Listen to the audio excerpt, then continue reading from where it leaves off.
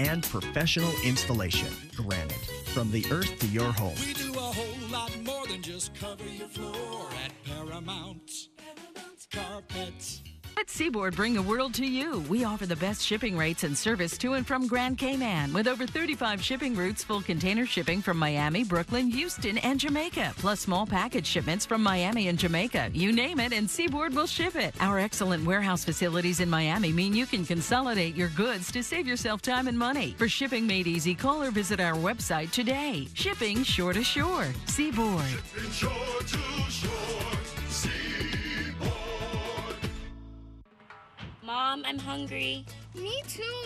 Honey, I need to fix the tap in the kitchen today.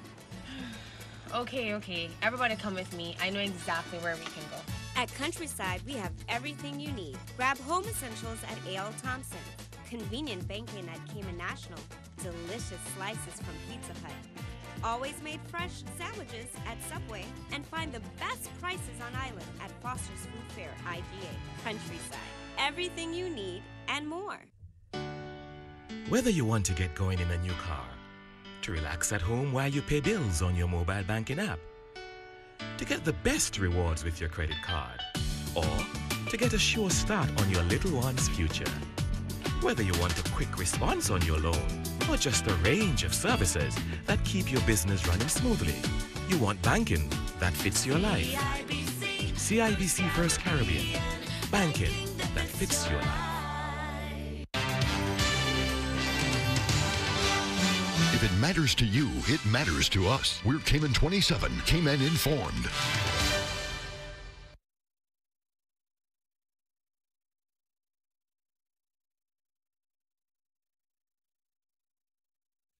This is the only morning show that matters. Cayman Crosstalk. Children, and my children belong to Grand Cayman. And although a distant sea has come between us, and I've been to many ports in many lands, I can see West Bay beaches with its shiny coral sand, and my heart it longs for you, oh Grand Cayman. Come back home to your island. For I long to see you walk upon my sand. For my shores, they belong to my children. And my children belong to Grand Cayman. Come back home to your island. For I long to see you walk upon my sand. For my shores, they belong to my children, and my children belong to Grand Cayman. For my shores, they belong to my children, and my children belong to Grand Cayman. The opinions expressed by Cayman Crosstalk, its hosts, callers, or guests are not those of Hurley's Media or its sponsors. Here are your latest news headlines from the Cayman 27 News Team on Rooster 101's Cayman Crosstalk. Now, here's the news.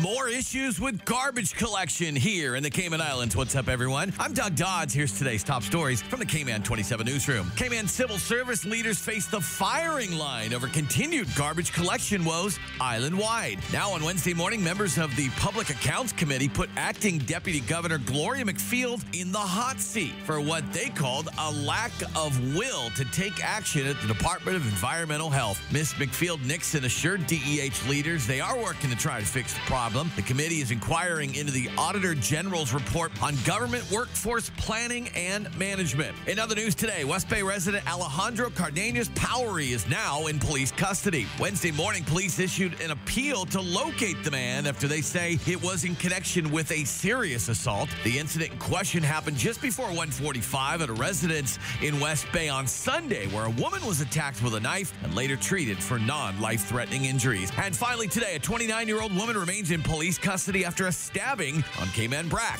Police say the incident happened just before 5 a.m. on Tuesday on Legend Drive when the woman stabbed a man twice. He was taken to Faith Memorial Hospital for treatment. The woman was later arrested on suspicion of assaulting, causing grievous bodily harm. For more news on these stories and others, click on Cayman 27 on KY or watch the news tonight at 6 with a replay at 7. For Hurley's Media, I'm Doug Dodds. Have a great day. Be a part of the conversation on Cayman Crosstalk by calling the Superior Auto Hotline, 233-1019, or message us on the Cayman Crosstalk Facebook page. Now, back to Cayman Crosstalk on Rooster 101 and simulcast live on Cayman 27. Good morning, Cayman Islands, and thank you all very much for tuning in and letting us be part of your morning and part of your day. I just want to say a very good morning to everyone that is tuning in to us through the various different mediums this morning, through broadcasts, radio, TV, streaming, everything in between as well. And also we got satellite radio as well. And we got the 5-in-1 app. If you all didn't hear about it, we have that available for all of you. I'll give you some of those details a little later into the show this morning. And the lineup for the show is pretty easy this morning. We're scheduled to have MLA Kenneth Bryant in the studios this morning. He's going to be taking your calls and outlining his agenda. If you all haven't heard yet, the Legislative Assembly will be having a sitting in November coming up very shortly. And I'm excited about a couple of things that is on the agenda. And I'll tell you the truth, I normally don't do it, but I'm going to pat myself on the back and crosstalk. It's a good thing that government doesn't listen. But several things that we said over the years have translated into legislation or change of legislation, but most recently as well. The one that came out most, we had 4 different programs on gambling in the Cayman Islands and casinos and so forth. And one of the things that we brought up yesterday was that as well, was the laughable aspect of it, of the prosecution and the fines with gambling. Well, lo and behold, little birdies told me that they were working on stuff after our second show that we had, which was about a month and a half ago, maybe 2 months. I can't remember now. I guess look at the email. And how, long story short, the government will be changing and amending the gambling law, which is absolutely outdated. And some of the fees will be reflected in that. In addition, they're also going to be making changes to the stamp duty law, which I'm grateful for. If you all remember correctly, I had a show about stamp duties and so forth, and how some developers were basically bilking the system and government was not getting their money's worth. Well, they're going to be tightening those loopholes, and I'm so glad to hear that. And once again, little birdies told me that they heard it on the show and thought they had to investigate a little bit more to look into it. And now it's going to become part of legislation.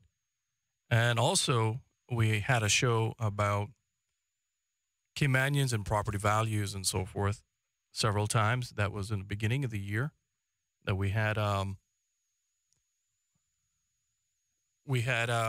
show in the early part of the year. I believe it was on or about April or May, and we talked about stamp duty. And I think this is when Kenneth started talking about it, and this is when Elia was on the show with me. And during that show, we discussed that with property values increasing and supply and demand that is there, to have the transfer tax for first-time Cayman buyers and the thresholds being so low that they are, it had to be adjusted and had to be reassessed because, frankly, it was not really fair. It was kind of discriminatory. Well, good news for you first-time buyers. I'll be getting the details on that very shortly. But that is going to be part of the sitting as well, which is going to be adjusting the stamp duties and the amounts that you can. I believe it goes up to as high as like $300,000 or something of that nature for homes and for properties.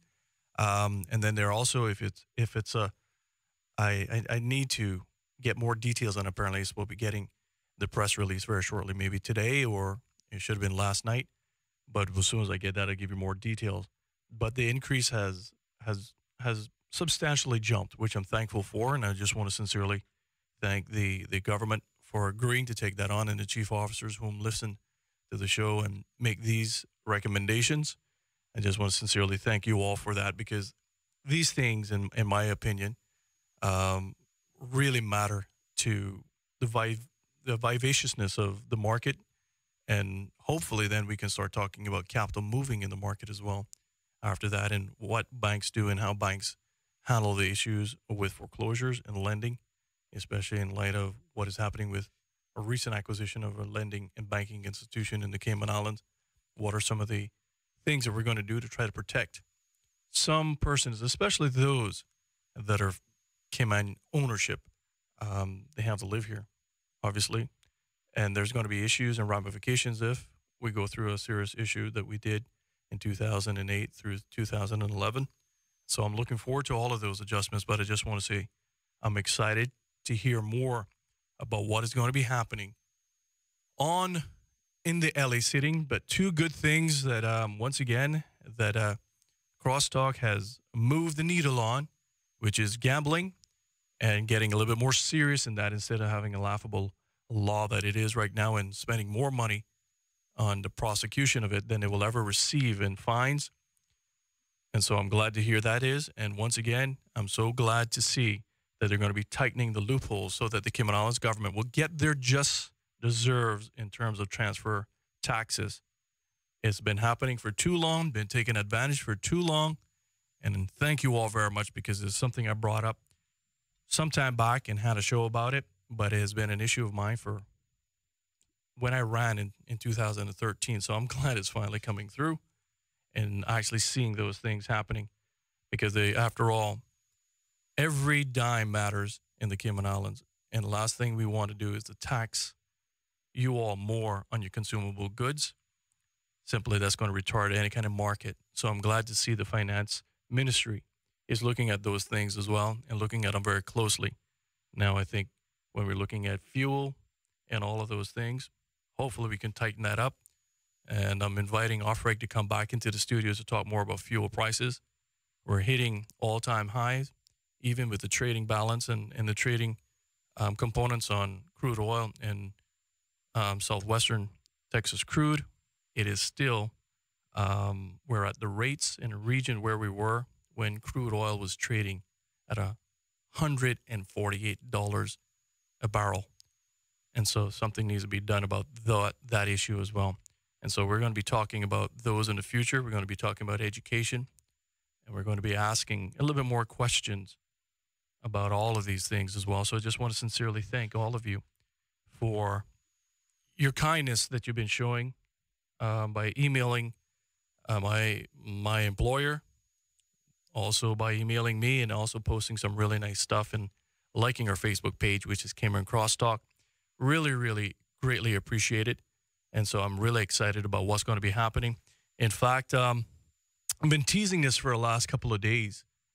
And I want you all, this is just a teaser, and I want to do the caveat here that I'm not giving away anything right now, but I just would like you all to see whether or not you all know of this beautiful location of this restaurant. And if you have, and if you would like to eat at this restaurant, I'm afraid to put it in a raffle because I don't want to be charged, Christopher, $150. I'm not sure whether or not I'm not a volunteer organization here. I don't think Hurley's Media is that. We're trying to eke out a way as much as possible. But ladies and gentlemen, I have a wonderful giveaway, a gift certificate, because it's Restaurant Month, to a wonderful restaurant right on the waterfront. And I want you all, I'm just kind of curious whether or not you all have been paying attention to the news, especially some pictures that we had posted on our Facebook page of the beautiful pirate ship grounded about, 3 weeks ago now? Maybe 3 weeks on or about 3 weeks ago. Can you tell me the real famous restaurant that we've had there for donkey's years? I tell you the truth, I would imagine that it had to be, I would imagine Lobster Pot has been there at least 30 plus years. And if you all can tell me cheese and crackers. I gave away the name of the restaurant. But if you can tell me where the Lobster Pot is located, I would greatly appreciate that. I've got a gift certificate to give away for the Lobster Pot, to be honest with you. And I'm really, really excited about it. I'm going to show it here on the screen. Sadly, it's a numbered ticket. Yeah, it's a numbered ticket. And honestly, if you've ever eaten there before, you always want to go back. It says where every table overlooks the sea. And seriously, it is one of my most favorite restaurants to go to. And if you can tell me a little bit about where maybe it's located, and if you ever had lunch or dinner there, please call in 233-1019. That is 233-1019. Or simply WhatsApp me, which is 324-1019. That is 324-1019. Or email me, which is caymancrosstalk@hurleysmedia.ky. That is caymancrosstalk@hurleysmedia.ky. Or if you're on your Facebook page right now, it is simply Cayman Crosstalk. And if you're over at our sister station, Cayman 27, on their Facebook page, and you're dropping lines and you're dropping notes, pardon me, but I really can't help you. So if you just go up to the search bar, just type in Cayman Crosstalk, mosey on over to our page, and we'll be happy to answer your questions and relay those, especially to our guest, MLA Kenneth Bryan, who's going to be coming into the studios very shortly. I got a couple of calls on the line. Kind of curious. Oh, a lot of one dropped. Oh, they both dropped. And if anyone could tell me if they know where Lobster Pot is located exactly, maybe how long they've been there, I would greatly appreciate it. Because I would like to maybe put that up for one of the questions that you can answer to win a gift certificate to one of the best restaurants in the Cayman Islands. Hello, caller? Hello? Hi, good morning. Good morning. How are you? Good morning. What's the question? To tell where the Lobster Pot restaurant is located? Yes, ma'am. Well, it is just before you get to the Catboat Club, but it's almost opposite Captain Rail's house. But now it's a wall there. All right. And you see, that tells me that I'm speaking to an older Caymanian that can say Captain Rail's house. You better believe it. Nello is the guest.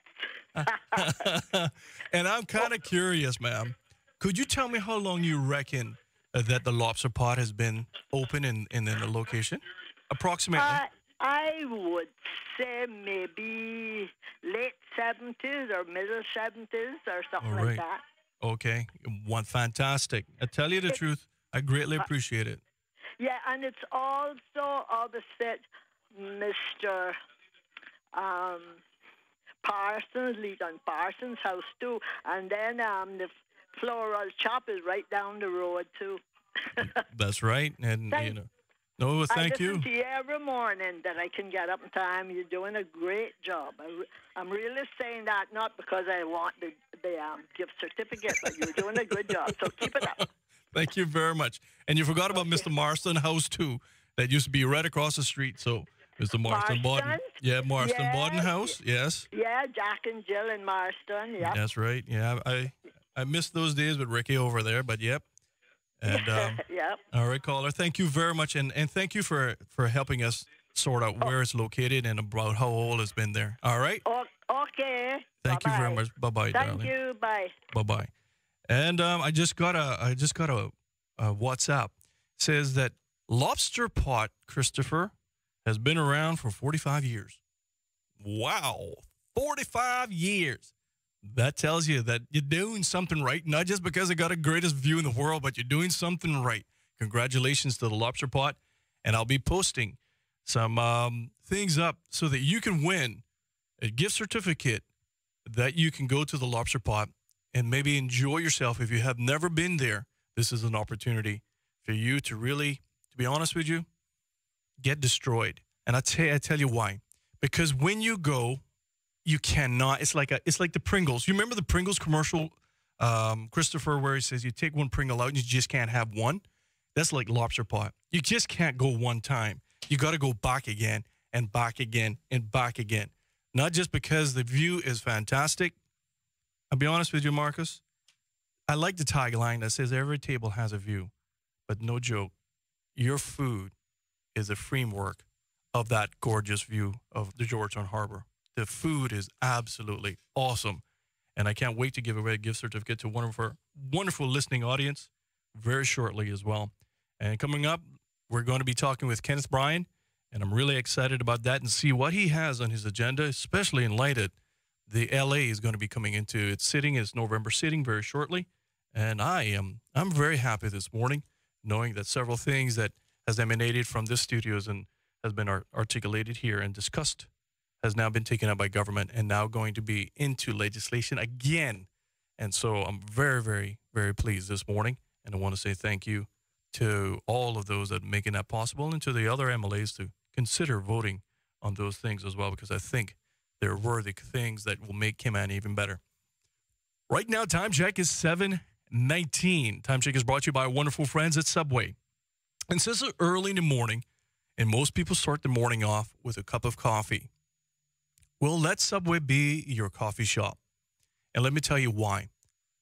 They have a great little coffee station in the corner. If you buy a cup of coffee, Subway will give you a free cookie. And that choice is yours to make. You got between like chocolate chip. You got the cheesecake, macadamia nut. Oh my goodness gracious. The choices are just, I can't even talk right now. I'm salivating, Christopher. I don't know. I should not do that to myself, especially in the morning because I don't eat breakfast, ladies and gentlemen. But if anyone's going to Subway, get me a cup of coffee and a macadamia nut cookie. I would greatly appreciate it. Thank you very much. The time check is brought to you by our wonderful friends at Subway. And remember, Subway has 6 locations you can get this great deal from, a cup of coffee and a free cookie. As far as East End to West Bay and everything in between, they've opened 2 stores 24/7 to serve you even better. One in West Bay at Centennial Towers, and the other one in Central Georgetown in MLA Kenneth Bryan's electoral district at Anderson Square. Subway, eat fresh, eat delicious! This hour of Cayman Crosstalk is powered by Subway. Subway, with 6 locations across Cayman, you know it makes sense to choose Subway. Subway, eat fresh, eat delicious. More of Cayman Crosstalk is next on Rooster 101 and simulcast live on Cayman 27. Ever wondered what smart health insurance feels like? Premier Health's 24/7 worldwide health insurance does most of the thinking for you. 1,500 CGI health claims are settled daily. 55% of claims settled automatically. You can access your health plan almost anywhere, anytime. And have smart wellness with online data tracking. And more provider choices for you and the people who matter most. Premier Health is smart health insurance, and it feels good. Brit K, where people come first. Make the most of your morning at Burger King with Burger King's unbeatable breakfast special. 2 croissants for just $4. Take 2 bacon, egg, and cheese croissants, 2 sausage, egg, and cheese, or mix and match. Add a refreshing OJ or delicious hash browns, plus tea or coffee for a true breakfast of champions. 2 croissants for just $4, available until 10:30 weekdays and 11 a.m. on weekends. Only at Burger King, 7 Mile Beach, Waterfront, Walkers Road, Town Center Plaza, and now Red Bay. Where's your mommy? At the gym. You know it's her birthday, right? Come, let's go quick. At Countryside, we have everything you need. Stay in shape at Universal Fitness Gym. Get your natural products at Hero Fair. Drop off your dry cleaning at Puritan Cleaners. Check out the latest phones at Flow. Pick up your supplements at G&C. And browse the best wine selection at Jake Scott. Countryside, everything you need and more. We do a whole lot more than just cover your floor at Paramount. Carpet, any style, carpet or tile, insulation and drywall too. Everything's beautiful, come and see. The Paramount name means quality. It'll be a brand new world under your feet. We do a whole lot more than just cover your floor at Paramount. Carpet.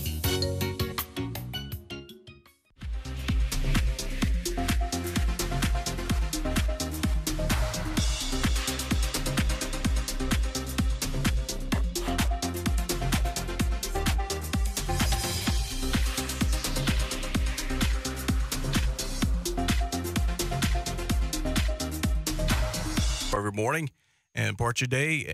MLA Kenneth Bryan should be in shortly. And but in the meantime, I can't believe this is happening already. Christmas is just literally knocking around the corner. I can't believe it. But we're going to be, I'm glad to hear that the bulk cleanup is going to be happening very shortly. Got a press release just a little while ago. And I'm going to be reading it for all of you so that you can get ready. In fact, they're having an issue picking up garbage normally. Let's just see what will happen with the bulk cleanup, because we know what happened last year where there's a lot of issues still laying in the roads, on our roadsides right after Christmas. And I pray that those issues will be sorted this year and nothing will happen. Nevertheless, DH bulk waste collection begins very shortly. It says the Department of Environment Health will begin its annual bulk waste collection exercise in the Eastern Districts on Saturday, November the 3rd. So all of you in the Eastern Districts, you got to start throwing your stuff out on the side of the road right now. If not, you're probably going to be left behind, and we don't want to have what looked like a third world country, to be honest with you, with garbage pile up on the streets like we did last Christmas and early part of the new year. It will begin on the 3rd of November and in West Bay on the 21st of December.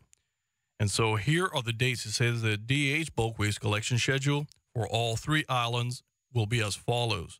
And I will be posting this on our Facebook page too, but for some of those of you that don't have Facebook page, I'm reading it out for all of you right now, and so that you will be aware of all of it. Grand Cayman, Northside and East End. It runs between the 3rd and the 9th of November. So you Northsiders and East Enders, if you have anything around your house, in your homes, in your yards, in your properties, and so forth, that is normally you can't just throw out into the normal collection, weekly collection, we'll put those out, and the collection will start on the 3rd to the 9th of November. So it's just right around the corner next week. We'll start for all of you. Town District, which is a pretty significant district as well with all the people there.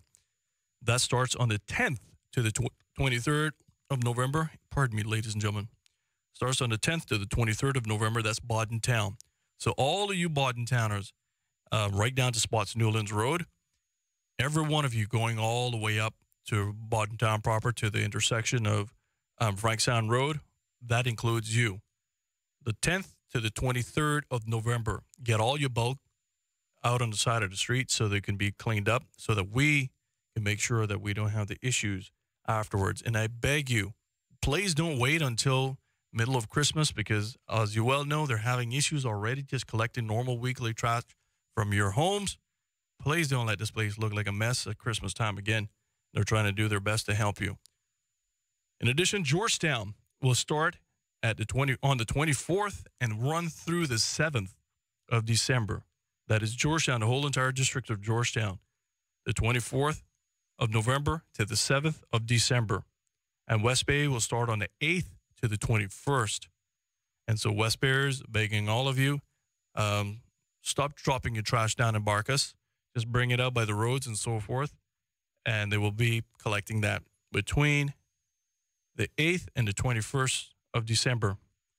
Cameron-Brack, this is for all of you. Cameron-Brack East, it will start on the 28th of November and the 29th of November. Cameron-Brack West will be on the 5th to the 6th of December. And Cameron-Brack South will be on the 12th of December. Little, you're on the 17th and the 19th. And they're tentative in December. Okay, so they're tentative dates in December. And it says person must place bulk waste on the curb side, and it's spelled curb wrong with a K, before the district's scheduled collection date. The bulk waste should be in the area that is easily accessible to DH collection crews and does not obstruct the roadway. DH will not collect any items that are put out after the scheduled dates.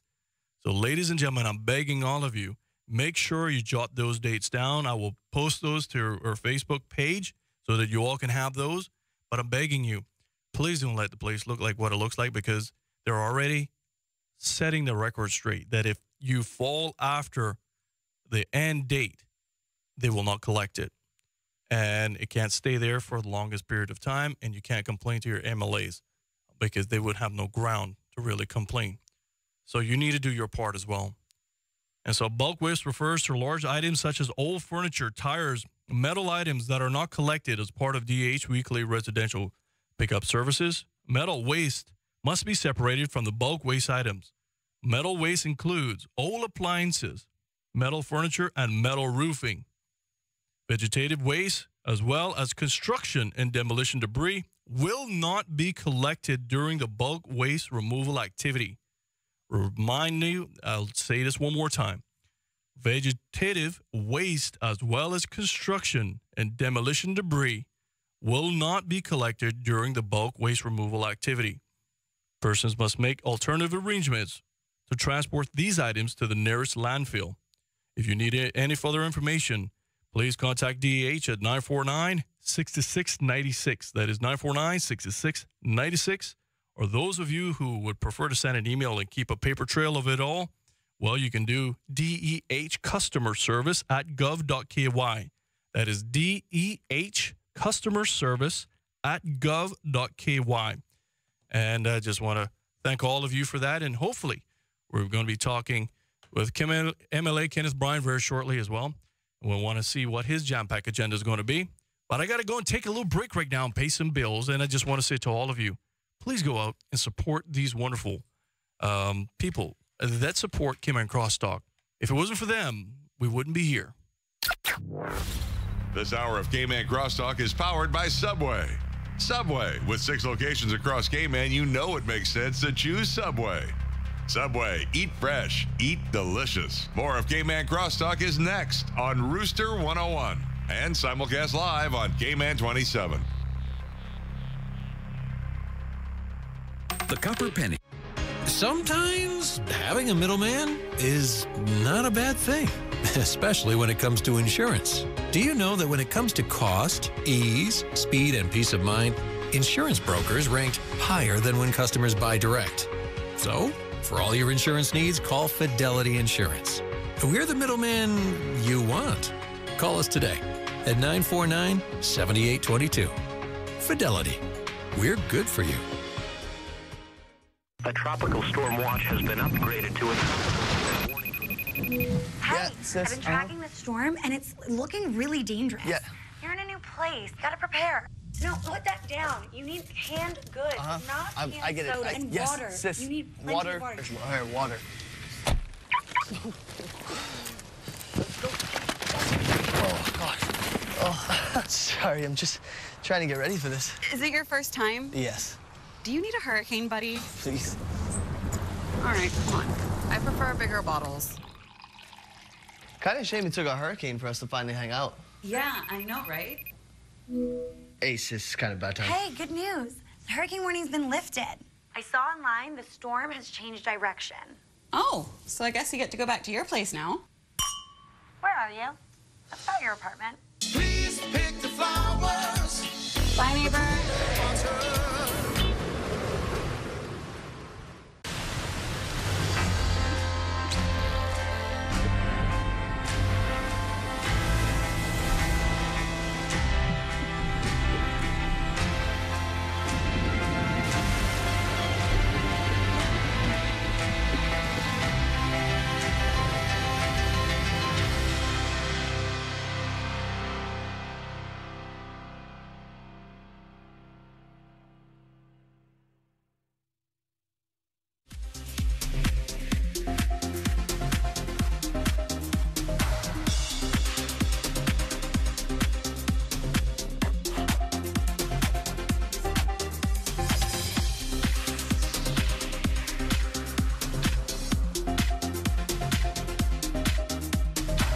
Garbage collection here in the Cayman Islands. What's up, everyone? I'm Doug Dodds. Here's today's top stories from the Cayman 27 newsroom. Cayman civil service leaders face the firing line over continued garbage collection woes island-wide. Now on Wednesday morning, members of the Public Accounts Committee put acting Deputy Governor Gloria McField in the hot seat for what they called a lack of will to take action at the Department of Environmental Health. Ms. McField-Nixon assured DEH leaders they are working to try to fix the problem. The committee is inquiring peering into the Auditor General's report on government workforce planning and management. In other news today, West Bay resident Alejandro Cardenas Powery is now in police custody. Wednesday morning, police issued an appeal to locate the man after they say it was in connection with a serious assault. The incident in question happened just before 1:45 at a residence in West Bay on Sunday, where a woman was attacked with a knife and later treated for non-life-threatening injuries. And finally today, a 29-year-old woman remains in police custody after a stabbing on Cayman Brack. Police say the incident happened just before 5 a.m. on Tuesday on Legend Drive when the woman stabbed a man twice. He was taken to Faith Memorial Hospital for treatment. The woman was later arrested on suspicion of assaulting, causing grievous bodily harm. For more news on these stories and others, click on Cayman 27 on KY or watch the news tonight at 6 with a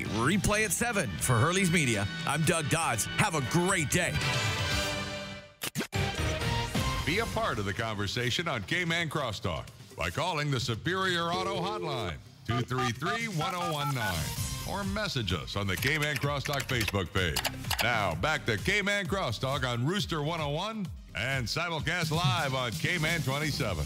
All right, happy Thursday to all of you, and hope that you all are having a wonderful time and having a great morning so far, and that it is looking swimmingly, I guess you would say. Is that a phraseology? It is, right, Christopher? Swimmingly? It's going swimmingly. Anyhow, we swim in the Cayman Islands, and it's going to get even a little bit better and a little bit more rambunctious, because as soon as you hear the voice, you know why it's called Thunderous Thursday. We have MLA Kenneth Bryan into the studios, and I want to say to him a very, very good morning. Good morning, and welcome back to the studios, MLA Kenneth Bryan. Good morning, Woody, and good morning, Chris. Good morning to the listening audience across the world, across the Cayman Islands, in Cayman Brack, and particularly in Georgetown Central. I hope the sun has risen nice and warm today for you. And I look forward to having a good discussion with you today. There's a number of things on the agenda for discussion today, so I encourage you, those who are watching and listening via Facebook, to go ahead and press that share button. We are in a world of social media. It's important that that we understand our media platforms, and in order to get the information that we discuss out on a higher rate, it's always good to share. Sharing is caring. So go ahead and press that share button on social media if you're watching via Facebook. Woody, there's a number of things afoot. As you said earlier, as I was listening to you on my way here, we are having a parliamentary sitting, or should I say legislative sitting, even though they're both the same thing, coming up on the 14th of November. And in that sitting, I've put in a number of questions. I've submitted, is the word I was looking for, sorry. I've submitted a series of, I think it's 17 or 18 questions. Wow. Yes. And you can only accept how many? 3? Well, the standing orders say up to 3 per day. But they can answer all. They should answer all of them. They in can written form. If they want to, right? they can make they can ask for that standing order to be ignored, basically, and allow for them to answer if they choose to. Wow, you've been working. Yes, Woody. Actually, believe it or not, my approach has somewhat changed. Actually, tremendously changed in respect to what I'll be doing from here moving forward, and then it's because of my re-examination of who I am politically. When I got started, a lot of people were like, oh yeah, good young man, spirited, and really got the heart of the people in mind. But then I felt a sentiment of the people as to say, well, he's a good-hearted young man and he's doing well, and I wish him the best. I no longer want people to look at me like that. What I want people to look at me as is the next leader of the future. When I say leader, by all means, I'm not suggesting premiership at any standpoint at this point or in the near future, but a person who people can feel comfortable with to be in a leadership role. That means my approach to the things that I say and the role that I'm in has to be measured and examined well. that means that from a parliamentary standpoint, I have to prove my worth. Because, Woody, people sit and they talk about the elected members. Everybody has their assessment of the 19 members. And I remember having a discussion at one of my local spots that I love and go and hang out with some of the guys, so to speak, well is. And we were having a gentleman's talk, and I posed the question, said, who do you think the next premier is, considering the fact that the Honorable Alden McLaughlin can't serve another term? You don't know that yet. No, I know. Review's coming. Yeah, I want to. Don't bank on that one. Well, I think it would be a hard call for him to try to sell to the people that he's in England trying to get constitutional change, and one of those that he's going to be focusing on is to get another term. I don't think he wouldn't be that politically silly. That's my opinion, and I don't think the people want that anyway. And he's publicly said that he's not intending to do that. So I want to give him be true to his position. That's what he said so far. So I can't assume any different. But getting back to the story, we were having a gentleman's talk, and I said, "Who do you think is the next option for premiership?" And we went through the list, and I don't think it's appropriate that I say who the suggestions were at this particular point. But I was like, "Well, why?" And then discussions started to come up about experience, our ability to handle certain matters, and knowledge surrounding regional things, local things. So their perception of viable leaders, from leader of the country, whether it be premier, deputy premier, as well as ministerial characters, right? And then you have other MLAs or politicians who are like, yeah, they're good backbenchers or good supporting cast or good opposition. So I want to change that narrative of how people perceive me. That means I have to put the work in. One thing I would say about the Honorable Premier, whether you like him or not, whether you agree with his policy decisions and direction of the country, I don't mind arguing with that, of whether I think his decisions or his government's decisions are right or wrong. Mm-hmm. But you have to say this is a man that works hard in respect to the necessary research and input into it. You rarely find a topic that he's not informed about. Now, you may not like what his direction or his analysis is after he's informed and digested the information about that particular topic, but he works hard. One thing I know is that he always was a very strong reader. There's not many reports that he hasn't read. What people have issues with is obviously his direction of how he sees to solve a problem, or whether he doesn't see something as a priority to solve. That's what we argue about. So sometimes I was saying to your competitor show yesterday that I said, through my challenges of myself and the Honorable Premier, I said, he's taught me so much. Because when you challenge a strong leader, whether or not you like him, you're forced to examine your competitor. It's like boxing. Think about boxing.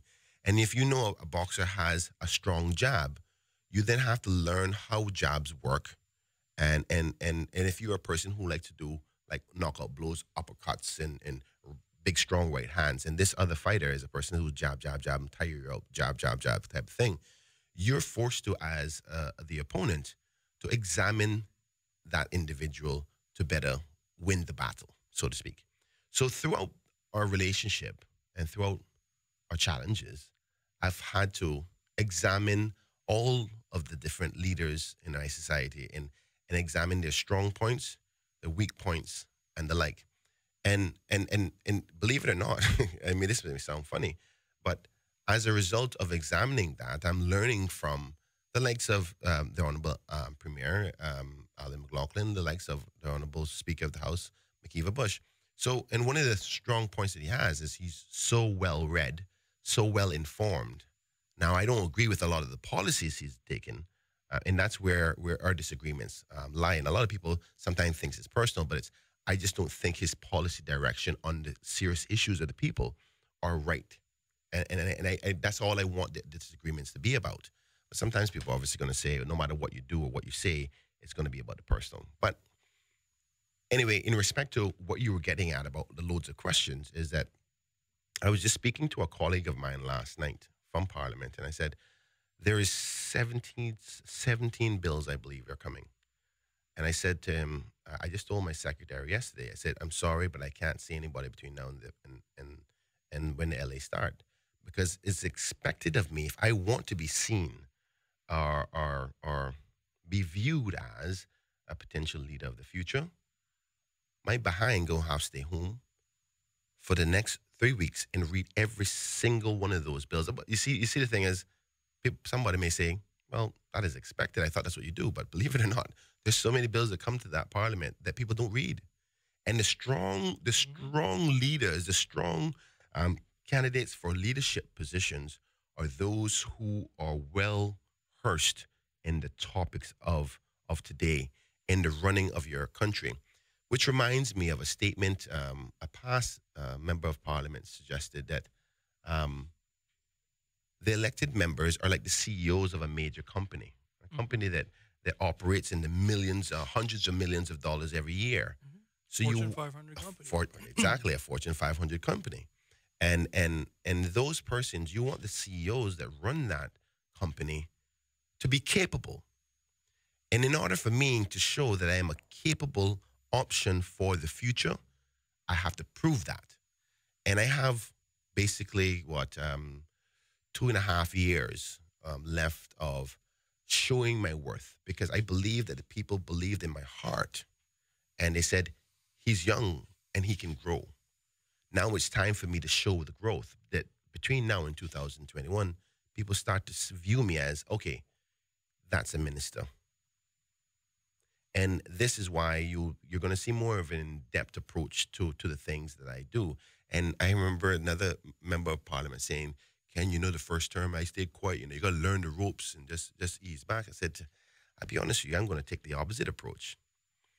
Almost everything that you see come across the parliament floor by way of reports, questions, motions, bills, I think it's my due responsibility to the people I represent and to this country to present and prove myself as a viable option and have an opinion about each and every bill, question, motion that comes, to prove my worth and that I'm capable.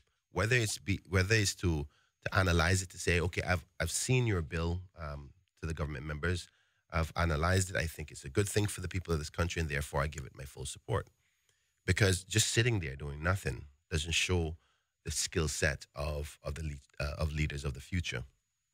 So I'm going to be taking a lot of different approaches, and particularly in Parliament, some colleagues believe that your first sitting you should be quiet. I'm taking a different approach. I want to change how we see politics, and today I hope to go through all the questions that I've submitted and give a little synopsis as to why, for two purposes. One, so people can start to engage in the parliamentary process as what happens in the LA, so they can understand. Because sometimes we as the community say, well, they go up in this building and they chat a little bit and argue and fight and come back, and nothing better for us. But if we understand the process a little bit better, you'll understand how we can be effective to make changes for your life. And as a member of the opposition, there's two particular ways that I could potentially be effective. And the two ways is, one, submitting questions to bring clarity, and as well as, for lack of better words, keep applied pressure on the government on certain concerns. And the other one is by bringing motions and convincing the members of the LA that whatever this motion suggests is a good thing for the country, and that they agree to implement it for the people of the country.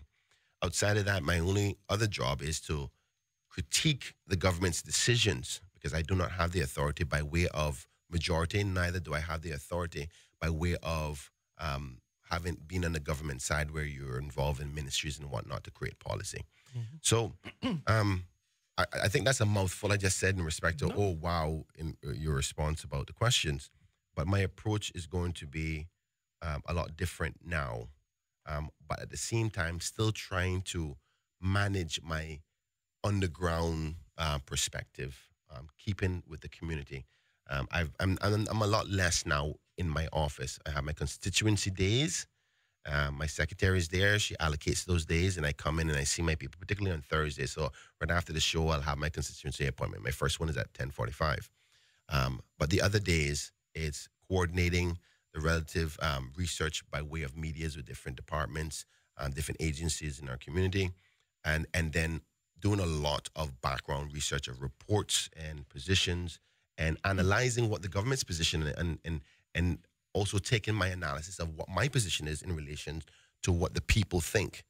And is that my same position? If I don't, what you'll start seeing from me as well is a lot more statements from the independent member, because the opposition's position ain't my position.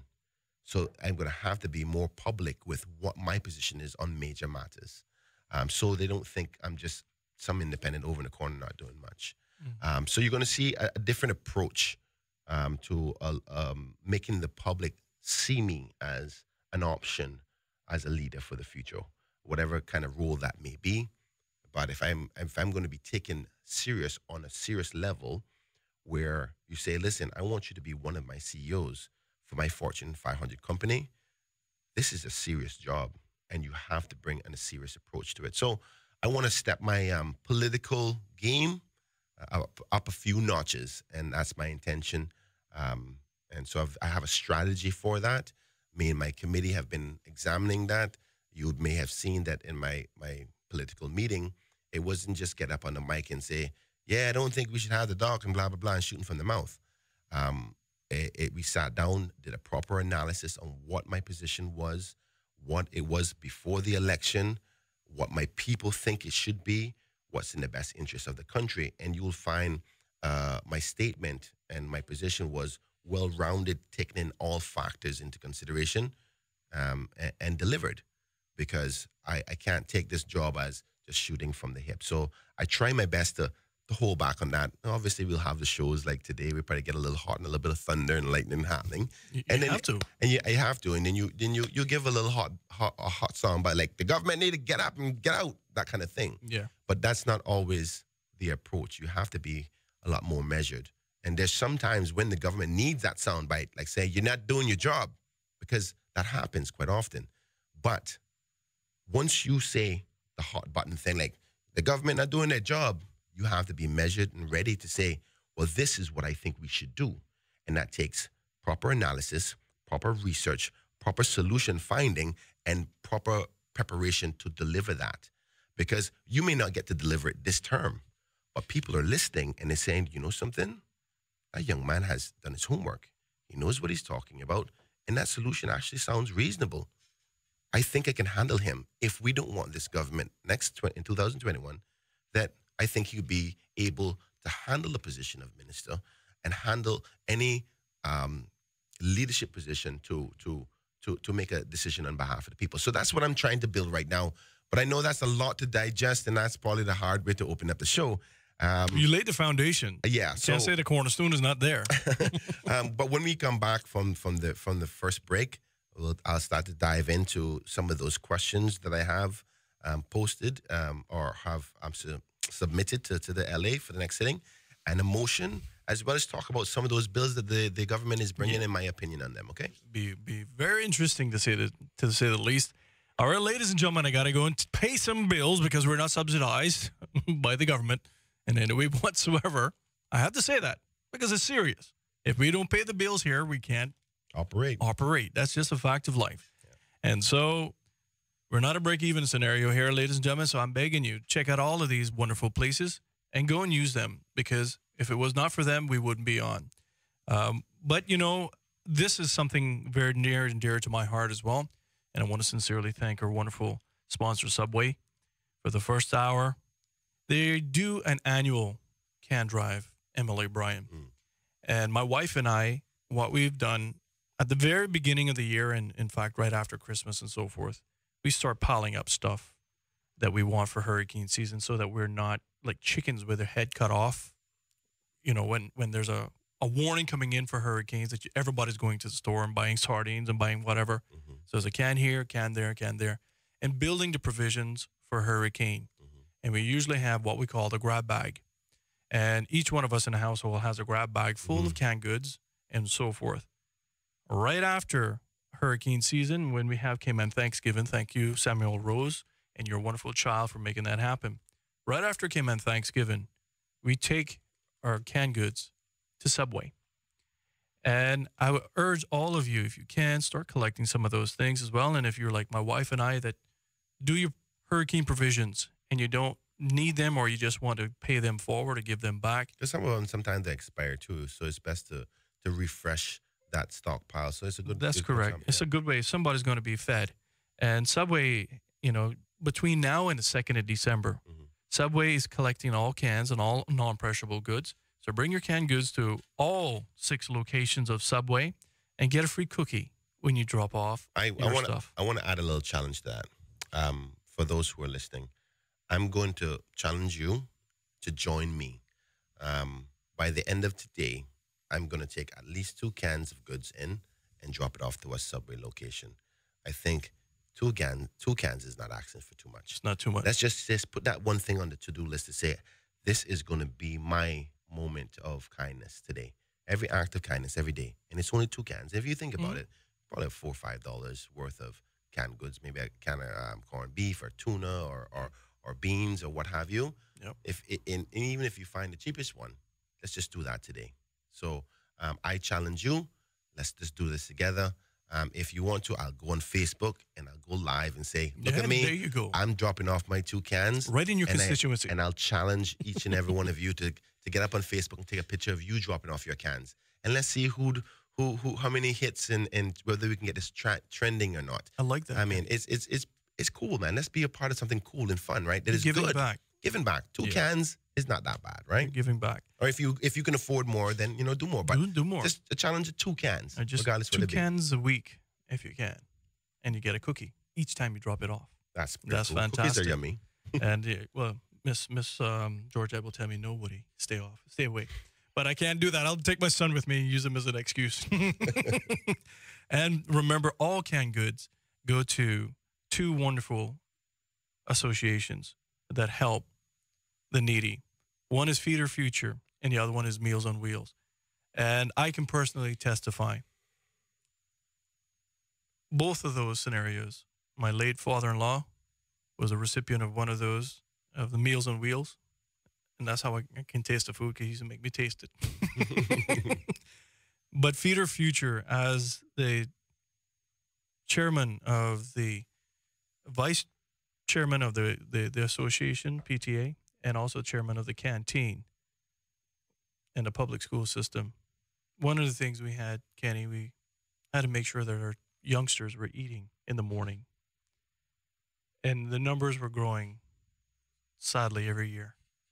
And I'm not going to tell you, it kept us up at night, and many of us donated ourselves. But it was not for Feed Our Future. I can say, and I'm trying to hold back the emotions right now, if it was not for Save Our Future that helped us out, we would probably be in a much more graver situation. Yeah. And I just want to say to Stacy and all of those ones on that board, and they come here every year, and they're pretty amazing. They present their financial statements on the show with me every year. And I appreciate that greatly, to show what they do. But I can tell you, Feed Our Future has helped a lot of youngsters not to be hungry during school. And breakfast was the main meal, and lunch as well, that they've helped with. And so I can say that all of the canned goods that you drop off at our wonderful sponsor Subway stores will go to Feed Our Future and Meals on Wheels. So we're asking all of you to extend your Cayman Kind this holiday season at all 6 locations of Subway. If I can squeeze this in, and I know it's not going to be a fun fact, but the sad truth is, every year, both of those organizations, the need for their services continue to increase. So even more reason for us to do our part to help them. But it's a sad reality that those 2 entities, those 2 nonprofit angels, their services and their help is needed more and more every day. Yeah, you all just passed a supplemental bill for NAU and indigent services. Yes. This hour of Cayman Crosstalk is powered by Subway. Subway, with 6 locations across Cayman, you know it makes sense to choose Subway. Subway, eat fresh, eat delicious. More of Cayman Crosstalk is next on Rooster 101 and simulcast live on Cayman 27. Bogle Insurance Brokers Limited are professional, independent insurance brokers established in 1988. We are a wholly Caymanian-owned insurance broker with a wealth of knowledge in the local and international insurance market. Our professional team service clients with a range of insurance products, including motor, home, health, contractors, marine, and business insurance, among others. Contact us at 949-0579 or email us at service@bogleins.com. Some say the time of miracles is past, but we see miracles all around us, every day. Some could not walk. Some could not breathe. Some had lost all hope. But something amazing happened. Something that can't be analyzed or quantified. Something that is more than good medicine. Holy Cross.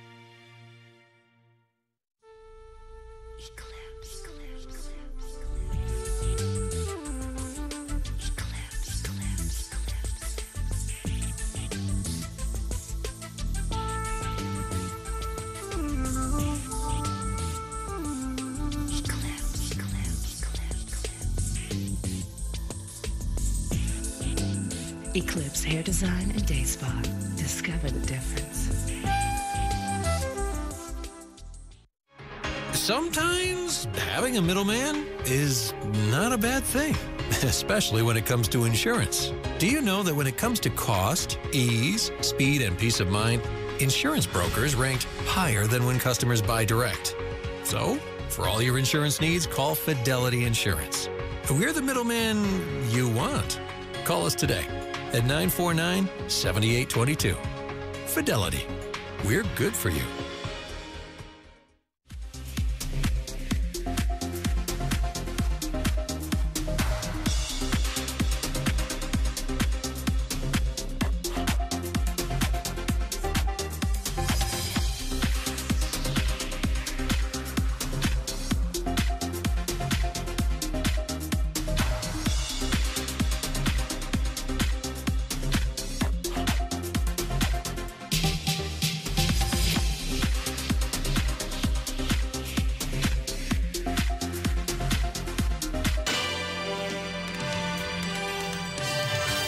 Issues with garbage collection here in the Cayman Islands. What's up, everyone? I'm Doug Dodds. Here's today's top stories from the Cayman 27 newsroom. Cayman civil service leaders face the firing line over continued garbage collection woes island-wide. Now on Wednesday morning, members of the Public Accounts Committee put acting Deputy Governor Gloria McField in the hot seat for what they called a lack of will to take action at the Department of Environmental Health. Ms. McField-Nixon assured DEH leaders they are working to try to fix the problem. The committee is inquiring into the Auditor General's report on government workforce planning and management. In other news today, West Bay resident Alejandro Cardenas-Powery is now in police custody. Wednesday morning, police issued an appeal to locate the man after they say it was in connection with a serious assault. The incident in question happened just before 1:45 at a residence in West Bay on Sunday, where a woman was attacked with a knife and later treated for non-life-threatening injuries. And finally today, a 29-year-old woman remains in police custody after a stabbing on Cayman Brac. Police say the incident happened just before 5 a.m. on Tuesday on Legend Drive when the woman stabbed a man twice. He was taken to Faith Memorial Hospital for treatment. The woman was later arrested on suspicion of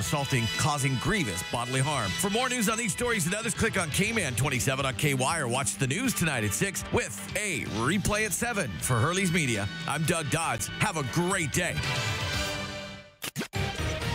Be a part of the conversation on Cayman Crosstalk by calling the Superior Auto Hotline, 233-1019, or message us on the Cayman Crosstalk Facebook page. Now, back to Cayman Crosstalk on Rooster 101 and simulcast live on Cayman 27. All right, ladies and gentlemen, thank you all very much. And I just want to sincerely thank you. Happy Thursday to all of you. We're joined this morning by MLA Kenneth Bryan from the Electoral District of Georgetown Central. And he has a jam-packed agenda. He has multiple questions. What, you said 17? Yes, 17. 17 questions. I know I was registering that in my head. Well, actually, it was supposed to be 23, but I want to give the government the benefit of the doubt for the other 5 to see if they are going to answer or make some announcements on those other 5 before the deadline for the last questions. But I thought it was important that I submit those other 17 as early as possible, because the last time I've had some difficulties having questions answered because persons were saying they didn't have enough time or they haven't answered the question yet because of various whatever reasons. And sometimes I think it's a cop-out, but I want to make sure that I gave them sufficient amount of time for them to get their teams together, their ministries together, to have these questions that I have answered, so there's no excuses. And because my intention, and not because I'm trying to be malicious, but I have to use the pressures that I have to get the answers that I need. And one of those pressures is you, the people. You see, if I tell you these questions now and say they've been submitted from last week, and I say to you, these questions are questions that you want answered because I've communications with you, the public, and I've submitted them way out from before the sitting of the House. When they come to the House and they say they haven't had the answer, then I'm going to get back on the radio again, and I'm going to come here and say they don't want to answer your questions because they didn't see it as a priority, or the lame duck excuse, because I'm going to ask them why, under the standing orders, to ask them where my questions are, because I'm allowed to, under the standing orders, to have a certain amount of questions answered per day. Now, sadly, I found out yesterday that we're not going to be probably sitting for very long. Yet again, probably only about 7 days, according to what I'm hearing. You see, the difficult part for me is the games that continue to be played in our legislative assembly. We have, I think, also, if my memory serves me well, because I was looking at the bills last night, and let me double check here. I think we have, let me see, 1, 2, 3, 4, 5, 6, 7, 8, 9, 10, 11, 12, 13, 14, 15, 16, 16 bills so far that will be dealt with in the sitting of the House. And going through a bill from the first reading all the way to the last reading to make it a law takes a long process. And if we're going to be doing 16 of them within 7 days, chances are there's going to be nothing available to do anything else. And that means anything like to deal with motions that are brought by the opposition, a private member's motion that could potentially be brought by the government as well, or much time for questions. And they constantly do this. And I think they do it strategically to undermine anything else that is being done. But I mean, I guess I can see the game, that play or that chess move, because they don't want anybody else to be seen as to be successful in their attempts of representing their people. So, but again, if you want to have a sitting for only 7 days, how can you get the people's work done from a legislative perspective within 7 days? So I'm interested to hear how long the sitting is going to be, because it started on the 14th, and then the speaker has to be away off island for a conference, I think 8 days later. So it's going to be interesting. I don't know why the timing of it wasn't like that. I think they should have started earlier so we could at least got 10 days in, 10 working days. Maybe would be considered 2 weeks, but hey, it is what it is. I hope it's not my responsibility to set the time that is available for the Legislative Assembly questions to be answered. It's my job to submit the questions on behalf of my people, or concerns that are on behalf of my people. So if they don't answer them, or they're not prepared to answer them, if they haven't gotten around to them, then I'm just going to come back to you, the people, and say to you exactly what they either one neglected to do, or their reasons for not answering it, or the answers that I do get, I'll give you the answers yourself. Because not everybody pays attention to the long drawn-out process of the Legislative Assembly. Because it gets kind of boring for the average person who's not involved in the legislative process. So I would like to do like what I used to do in reporting before, which is summarize basically what it is in a shorter, digestible content to say, okay, this bill basically means this, and here's the effects, positive and negative, digest it in that capacity. So I try to bring the content in a simpler form so the average person gets. So I'll bring that back to you. But I think it's important that we go down into those questions. First question is and this is particularly for the members of Georgetown Central. I think we should pay close attention to this question, which is to the Honorable Premier.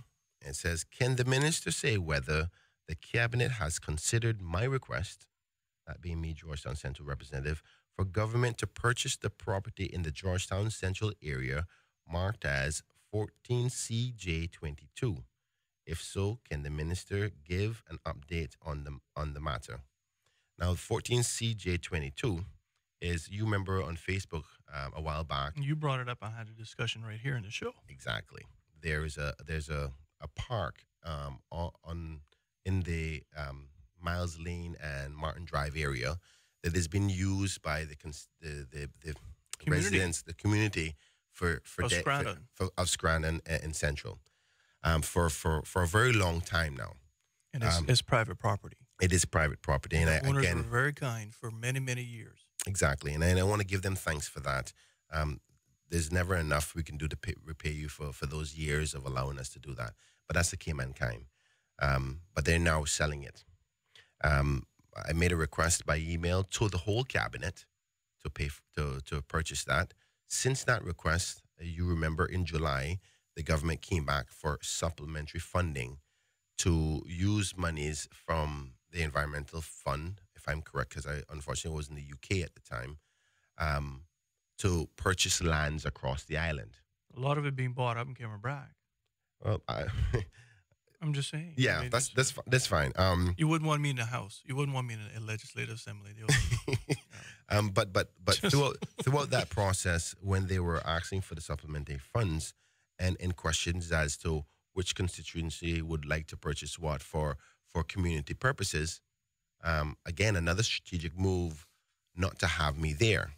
And I think it's important I put the foundation behind that, because at that stage would have been the perfect opportunity to put it to the Premier to say, and his cabinet, that, listen, I want you to find funds to secure this park.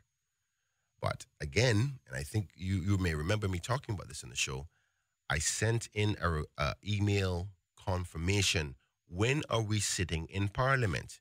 Because I'm going to take my annual family vacation with my wife and my kids. I was given the confirmation on the floor of the House, we will not be sitting in the Legislative Assembly any day of July or any day of August. That will give, in the Premier's words, is that will give everybody in the House the opportunity to go ahead and make their family vacation reservations and the like. Now, you know how much it costs for one ticket to the UK. I have to deal with 4 of those. My wife, me, and my 2 kids. So I made my reservations at the very last day of June to leave. Last day on the evening flight where I know Parliament cannot be sitting, right? The Premier then calls for a supplementary finance sitting to get monies on the very next Monday in July. Specifically, and this is my interpretation or my view, he can disagree with it as like, but if you see that I intentionally said I don't want to miss any days of Parliament, but then you bring a specific day when you know I'm not here to ask for supplementary funds to acquire properties when you know I've made the request to purchase the park in Georgetown Central, and then you specifically call for it a day when you know I'm not in the country, I think that's spiteful. I think it's political games. All the less, it's gone, no crying over it. So he's given commitments to me and to other people. The government is going to purchase it. But that's been over a year now. I haven't heard a word about it. So I want him to give us an update on to whether or not the government has earmarked the money for it. Where is it at? Because it's important to the people of Georgetown Central that iconic location now that we've been using as a park for so long, if it's going to come on the market, can the government prioritize that to protect it for us to continue to use? The Georgetown Central community has been good to the Honorable Premier, and they have also been good to the progressives. For many, many years, they depended on Georgetown Central for re-elections. The very least that I think they can do is acquire this property. So I'm waiting to hear an announcement on that. Moving on to the next question. Can the minister say whether the government or the Ministry of Tourism is paying for any advertising that suggests, quote unquote, signing the referendum petition equals to a no vote for the port? And that question is to the Honorable Moses Colonel. I fundamentally think that that statement is incorrect and I dare say criminal to suggest to the people of this country. So I don't see how they can be using the public funds to do so. Now, I've tried to research as much as possible all the ads that are being played. So I want to know if they've spent any money on that ad. Now, it's okay for them to say, we believe or we think that it may say a no vote to the port, but you can't say it equals to, because there's no proof anywhere other than the opinion of the Honorable Minister, Moses Colonel, and the Honorable Premier Ali McLaughlin to suggest that they believe the cruise liners are going to back away from the deal if we go to a referendum. And I hate to think that the cruise industry is going to be so indifferent of the people of this country to say, oh, just if you want your democratic right to choose whether you want this or not, we're going to back away from the deal. I don't think that that's the case. That was said in 2007 as well. Yeah. It was said 4 years later as well. If you don't do it now, the cruise industry will walk away from the table. Well, I think and it's they're a sitting scare. there again. I think it's a scare tactic, right? Is. So it just bothers me that happens. Well, but you see, this allows us to get to down to the nitty gritty in respect to that. The third question is: can the minister say how many employees at the Department of Environmental Health are on temporary contracts and why? And this is for the Minister Dwayne Seymour. As you continue to hear the difficulties that department is having with garbage collection, I'm concerned about the issues, obviously, from a garbage collection standpoint. I'm concerned from the environmental health part of things. I was speaking to a person who deals with rodents and the like yesterday, who does it for a living. That's what they do. They're pest control. And he says, Kenneth, there's some serious dangers to our society if we do not grab a hold of this problem with the garbage. He said himself, who does it on a regular daily basis, has seen the increase in rats, flies, and other rodents across the island, and his actual call numbers have increased as a result over the last year than on an average yearly basis because of the lack of focus on garbage. That's a major concern for me. There's some major health risk for this country. I know that there's a number of temporary contracts that are there that they keep on renewing and renewing and renewing, and they continue to say they're having employee problems not to meet the scheduling. Well, if you have persons on temporary contracts, why not make them permanent to assist in that way? I've been able to speak to some other persons directly involved in with the department. I reached out to Ms. Ahern. She's currently off island, who is the chief officer for that department. She said she will meet with me on Monday. I want to get more clarity. So I'm not going to beat them up too much today. They also had Finance Committee, Public Accounts Committee yesterday, where I understand the Deputy Governor has said some strong statements as to the circumstances surrounding it. I've yet to have an opportunity to examine the questions in her responses.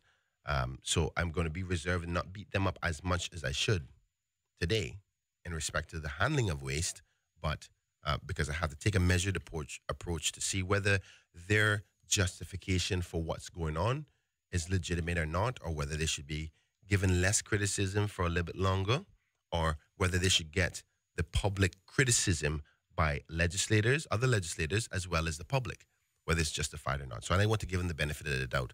So by next week, Thursday, I'm definitely going to have enough viewpoints on the argument, what the government is saying, where they're at, and whether funding or employee issues or whatnot. At the end of the day, I know the average person says, I don't care about all that. I don't care what the problem is. I want my garbage picked up. That's the sentiment by most people. But again, there sometimes could be a bigger problem that we're unaware of, and I'm in the process of making that assessment to see if it's justified, or is it games, or is there something else going on. So by next week, Thursday, I'll have a stronger approach. But in the interim, that question's coming to Parliament where supplementary questions can come up and we can address that on the floor of the House to get the truth. Because what you say on the floor of the House, you can be held to account to. Question number 4. Can the minister say why were 3 culvert systems installed under the South Sound Road and why is only 1 now in operation? Woody, I'm not sure if you're familiar with these culvert systems. They're basically a drainage system that allows the waters and rains from the South Sound area to be alleviated out to the ocean. They were installed almost 2 decades ago now. What was that lovely activist from South Sound name again? Miss Consuelo. Miss Consuelo. God, I miss her. I remember back then I was a lot younger. I wasn't paying attention to politics, but I remember her being so adamant about things and anything happening in South Sound because that's where she grew up. Billy Adam as well. Billy Adam as well. Well, believe it or not, Billy Adam walks it every day. Mr. Adam brought it to my attention, and I'm glad he did, and I thank him so much for that. But as a result, 2 of those culvert systems have been closed off, and only 1 is now in operation. And that one, right here on this show, you've heard from the National NRA director saying that one is currently under threat.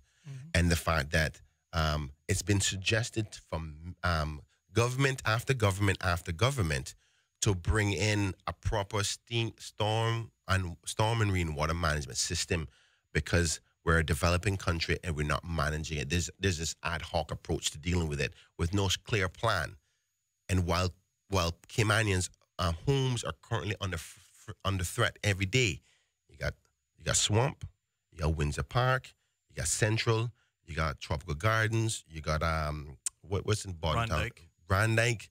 You have Newlands currently under threat for water.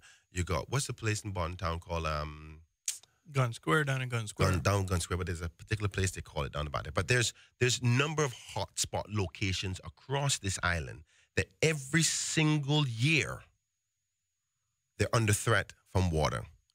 And I was just talking to one of my Gun Square. Gun Square. It's right on the tip of my tongue, but I can't remember the name of. Anyway, it'll come up. John knows it. I think it's in his constituency. Yes, and I think that even more reason why I'm expecting to hear some viewpoints from them, because we need to get this whole flooding thing under control. There've been suggestions to try to manage this for years, and administration after administration, there's no clear plan.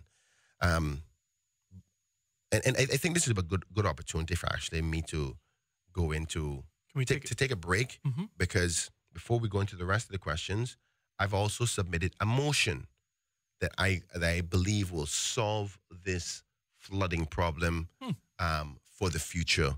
So persons who currently worry about flooding, and it came up as a result because those culvert systems that were closed off eventually backed up a lot of the flooding up in Crew Road. Because ultimately these things came up as a result of effects on my people in Georgetown Central.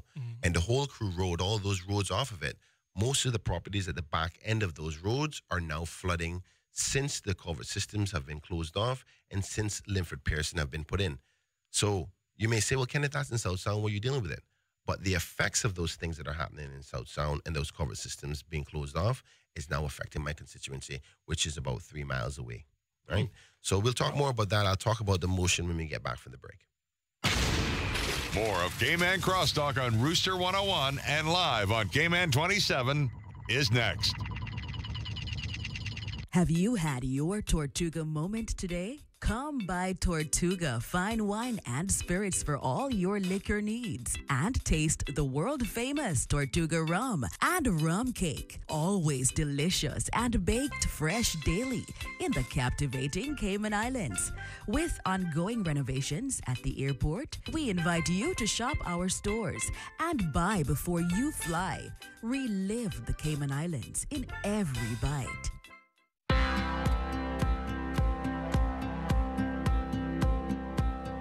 We are on a mission to protect people from financial risk that can affect their money. We're Knighthead Annuity and Life Assurance, a Cayman Islands company. It is more important than ever to make sure you have the right financial plan in place to secure your future. So we're on a journey A journey to change an industry that can too often feel complex, confusing, and costly. We're making things simpler by specializing in fixed annuities. An essential product in any portfolio to help you grow and protect your savings by providing guaranteed investment returns. Predictable growth, peace of mind with Nighthead Annuity. We're not just the most reliable energy service in the Caribbean. Whether it's for your entertainment, lighting a path to your future, or making sure that you and your family are secure. We're there for you when it matters most. Your safety and our reliability are our top priority. We are committed to remaining the #1 utility service in the Caribbean. We are CUC.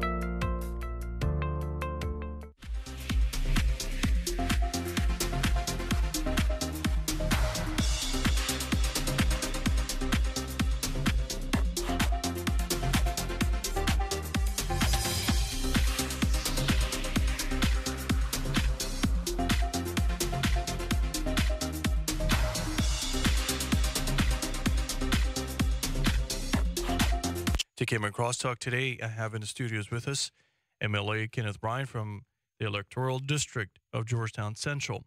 And if you would like to reach out to him and send any kind of thoughts, any kind of questions, statements, or anything of that nature, he's willing to field those calls for all of you. The number in the studio that is sponsored by Superior Auto is 233-1019. The in-studio number directly to speak with MLA Bryan is 233-1019.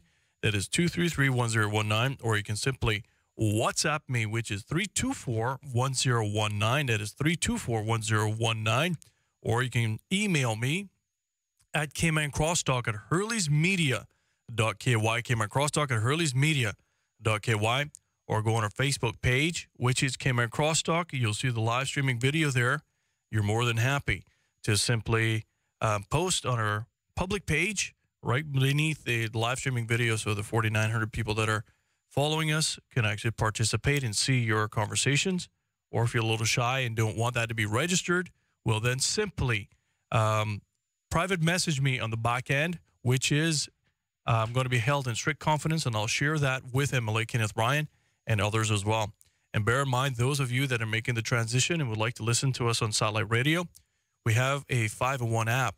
You simply go to your app store and type in Hurley's Media, and you'll see the 5-in-1 app that Hurley's Media has. And the only one, we have 4 great radio stations in the Hurley Media cluster, plus our wonderful sister station came at 27.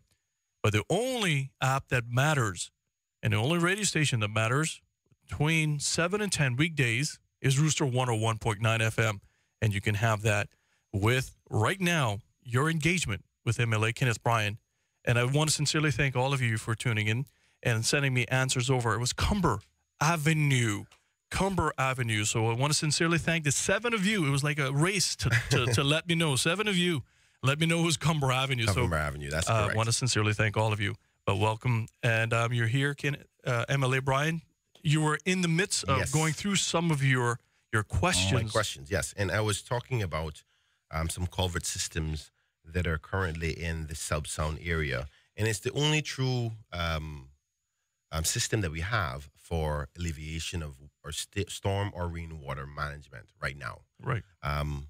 Whether it's the best one is questionable because there's concerns about the water draining out into the ocean and stuff like that. And but the bottom line is it's the only one that we have. And we need to figure out some strategy around dealing with flooding in this country. There's too many Caymanians with millions of dollars of property value that are in zones that are considered flood zones. And we can't ignore these people anymore. We constantly do it administration after administration. Before I read this motion, because I'm going to go into a motion now that I think can potentially eventually solve this flooding issue. But I was, that I brought on some of my colleagues onto the show here from the various different islands, regionally, and countries. And we have a chat group. You know about the chat group. And one of my colleagues in their legislative assembly or their parliament in Trinidad posted a video, and I wish I should have sent it to you, of the flooding in Trinidad, and it just simply had to do with rain. No hurricane, no nothing. It's a simple tropical rain that lasted a few days, but it were really, really heavy, and practically a whole town had to be evacuated because of rain. What we experienced in Ivan, most of our damage, though there was a tremendous amount of damage due to winds because the hurricane was strong, but most of our damage came from water. And what I'm trying to express is that from a hazard management standpoint, this has been examined that we don't even necessarily need a hurricane to do the severity of damage from a flooding perspective. We can just have a sustained rain period that can do that same damage in respect to water because of the nature of our country and the landscape being so flat, right?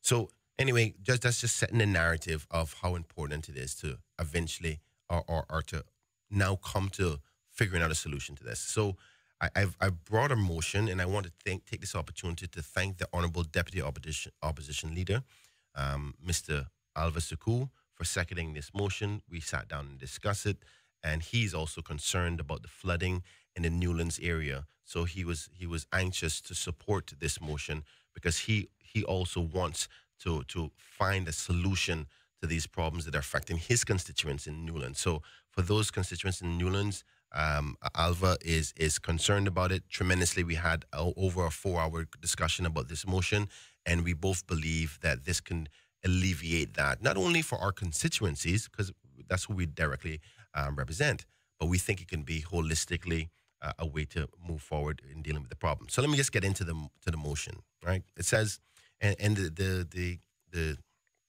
title of it is the National Storm and Rainwater Management Plan. And it reads as such.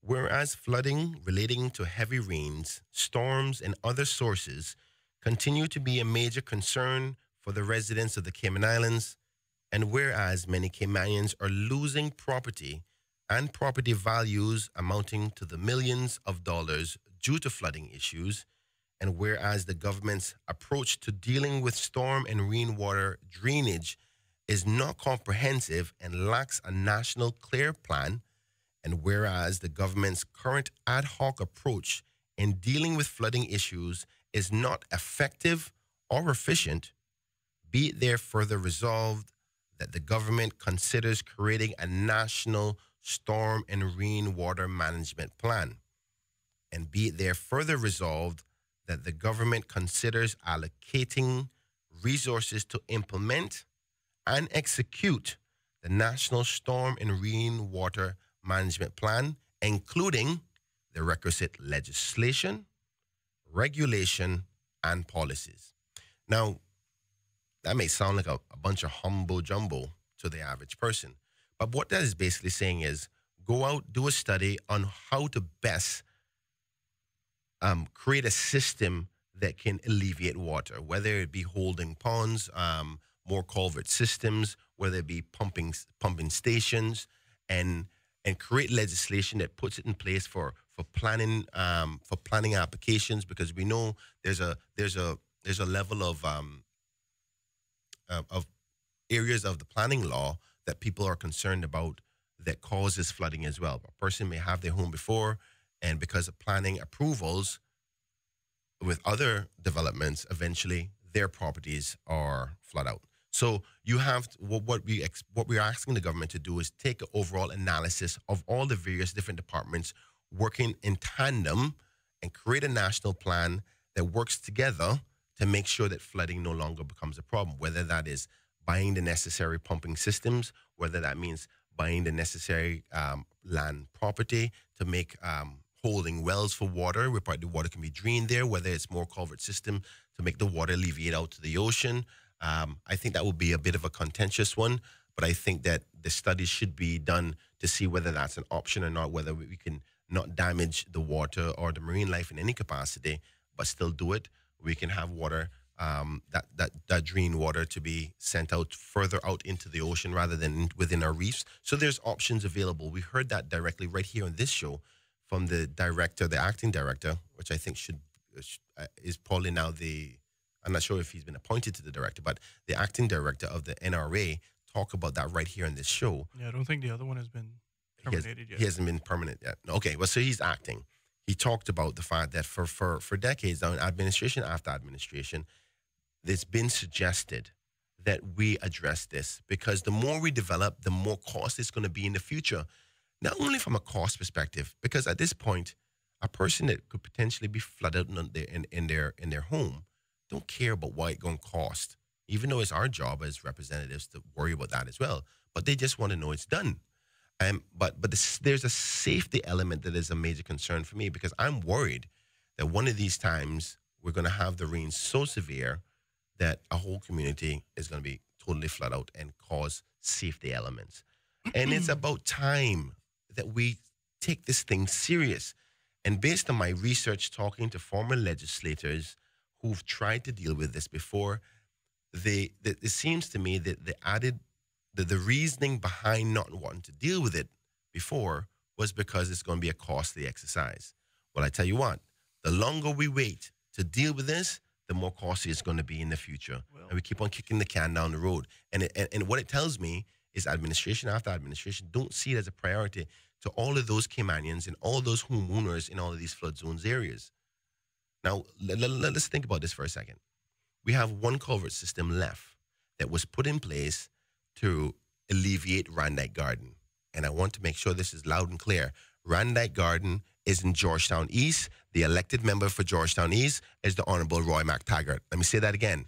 Randike Gardens is in Georgetown East. The elected member for Georgetown East is Roy McTaggart. There's one culvert system left that alleviates the water that goes to Randike Gardens. All of those people who own homes there, who have their apartments there, you know the flooding problem that you have. We heard right here in the show the National Roads Authority director say the last culvert system that is still open is currently under threat. Anyhow that get closed off, Randike Garden can forget it. That was one of the plans that they put in place to alleviate the water there. So for those in Randike Garden, even though many other parts of the country don't have any systems in place yet, you're lucky to say that they've tried to put something there, but it's currently under threat. Talk to your legislator. Call Roy and say, Roy, I am worried about this. What's going on? For your own safety, for your own property value. I think that I've covered my motion there and what I intend to do. I think it's something that we all as legislators should agree to because we all have flooding areas in our constituencies some way, shape, or form. Some are more severe, some are bigger, some are smaller. But I think we all can agree with this. This is something that should be bipartisan. Well, the thing with it is, and I submit to you, yes. We have Constitution that is being ignored. And one thing that I think is void of all of it is the motion to enact Section 117 and 119 of the Constitution. 117 is the Standards in Public Life. And once again, this agenda is void of any kind of debate on that one. Second one was district councils, Section 119, once again, which is a directive in the Constitution for the legislators and, frankly, cabinet to make sure that it happens. Those things are being ignored.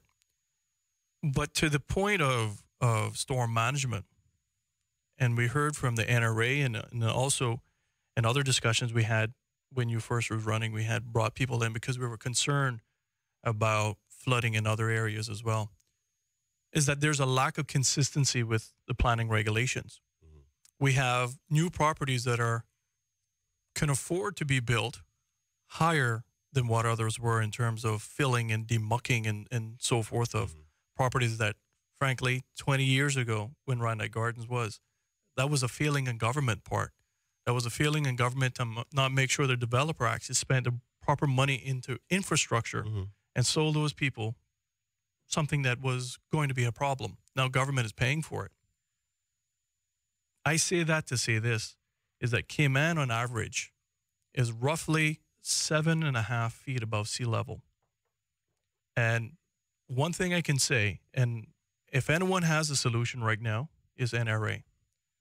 Because, and I don't say this flippantly, you know that I try to think of things to the nth degree before I even utter it. But NRA, in my opinion, has done a great job. To your point, there's a domino effect with everything. There's a ripple effect.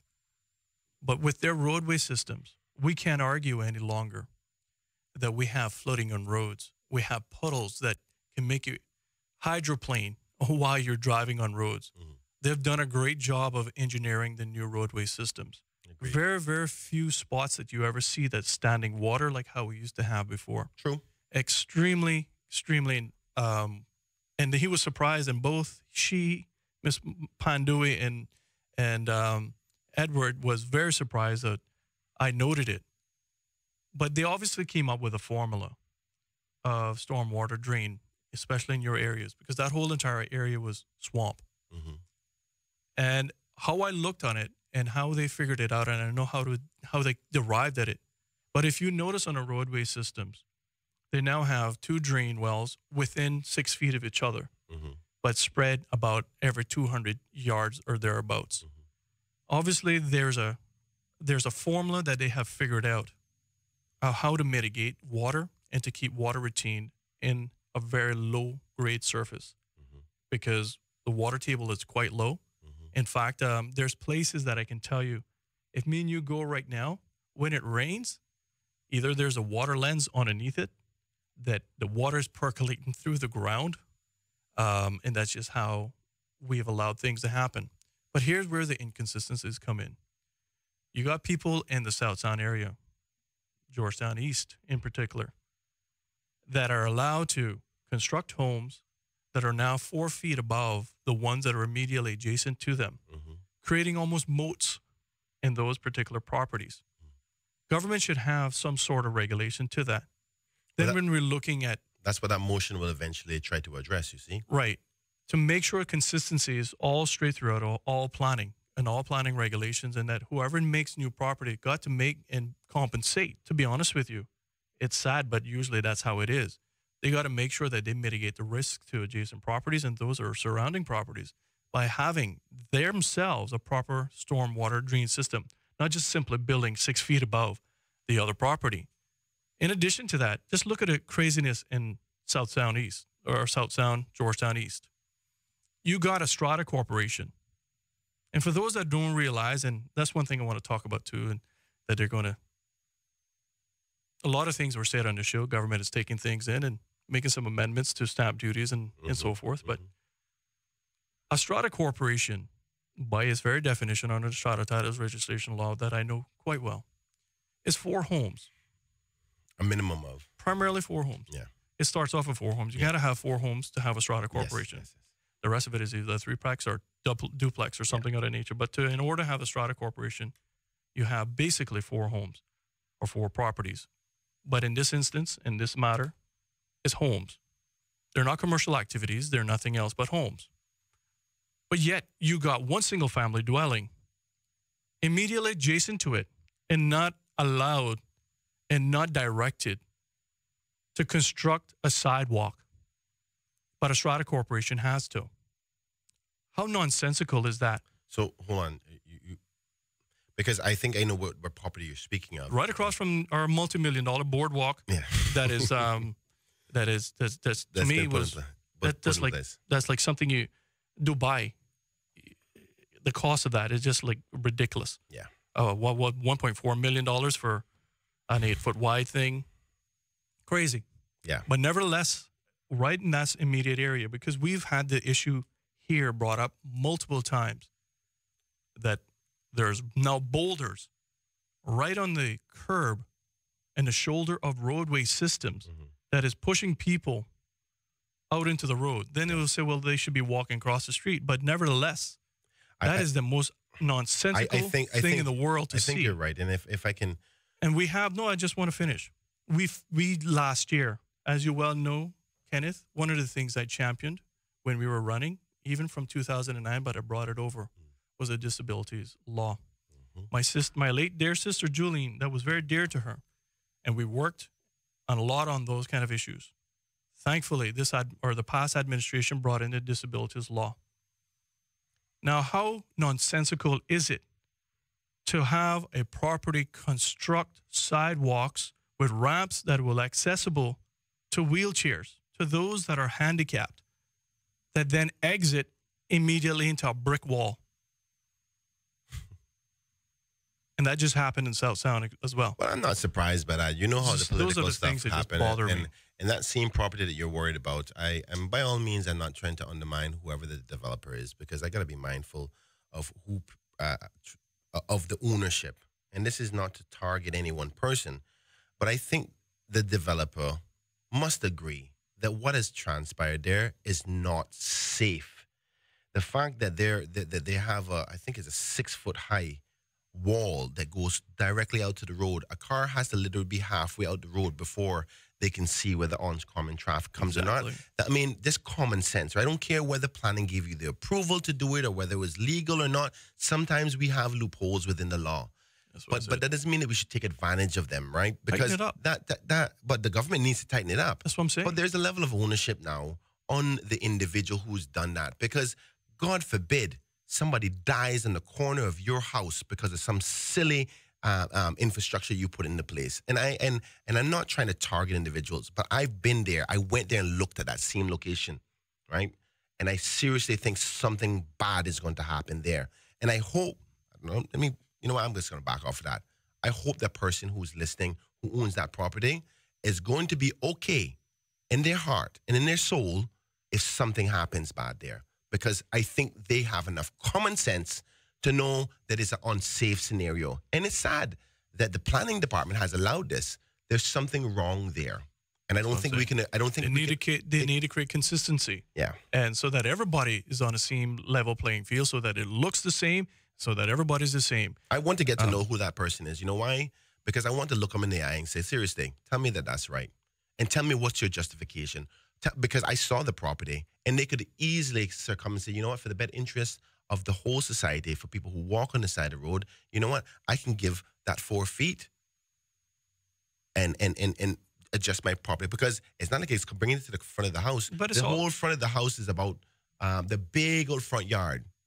So I want to look at that person in the eyes, and I'm going to find out who it is. And I said, seriously, tell me that you think that is good for everybody. I want to see him. We got to take a little break right now, but we're going to be right back with MLA Kenneth Bryan. I just want to let you know that several people WhatsApped and said, thank you, MLA Bryan, for reading out your questions so that they know what is actually really happening. More of Cayman Crosstalk on Rooster 101 and live on Cayman 27 is next. Burger King's epic 2 for $6. From happy beginnings and life choices that we make along the way, Brit K protects your lifestyle with the best insurance cover at the best possible price. health insurance with far-reaching benefits, Family protection and long-term financial plans. business insurance and generous employee benefits. For happy beginnings to happy ever after, visit BritK.ky. BritK, where people come first. 3 of the finest liquor stores on island are located on West Bay Road on beautiful 7 Mile Beach. Tortuga Fine Wines and Spirits Governors Square, the greenery near the Strand, and 7 Mile Shops Plaza. Tortuga Fine Wines and Spirits boasts the widest selection and even offers free wine and spirit tastings at all 7 Mile Beach locations every Friday from 5 till 7 p.m. Family owned and operated since 1984. Lunch lady of the past and lunch lady of the future. We're dyeing our hair. Yeah, now move it, George. I need the sun to cook the juices, and your head's making an eclipse. I smell barbecue and hair. You must be done. What color are you dyeing your hair? We're putting red streaks in it. Mom, can you talk to me before you start painting my kids? Remember when you were 13 and you shaved your head? Now we're even. It's a beautiful planet, and right now you can see it right here on Cayman 27. In this series, we'll travel to some of the most fascinating places as we explore the UNESCO heritage sites found around the world. From Stonehenge to the Grand Canyon, There are thousands of sights that will leave you in awe.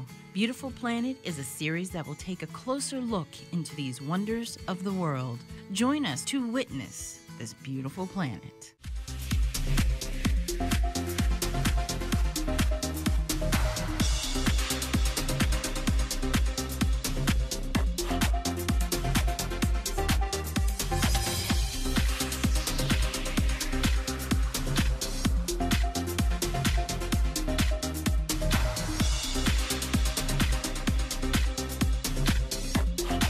Kenneth Bryant in the studios. He was touching on some of his 17 questions that he posed to the legislators, and hopefully that their chief officers and everybody else will actually get the questions to them. Because after all, someone wrote here, says that the thing with it is MLAs always are on the firing line, but yet the chief officers are the one that's controlling the staff and the money, but yet there's no accountability. And that is from one of our posters as well. Here's another question that came through. Yes. Can MLA Brian post online the 17 proposed questions that he has posed to the legislature? Simply for a couple of reasons. One, that your constituents can read what you're doing. Yes. And two, others that are not your constituents, if they feel that your questions are reasonable, then can pressure their elected officials to help support your contribution. Okay, I'd be happy to do that. That's actually a very good suggestion, and I want to thank that person who made that comment via Facebook.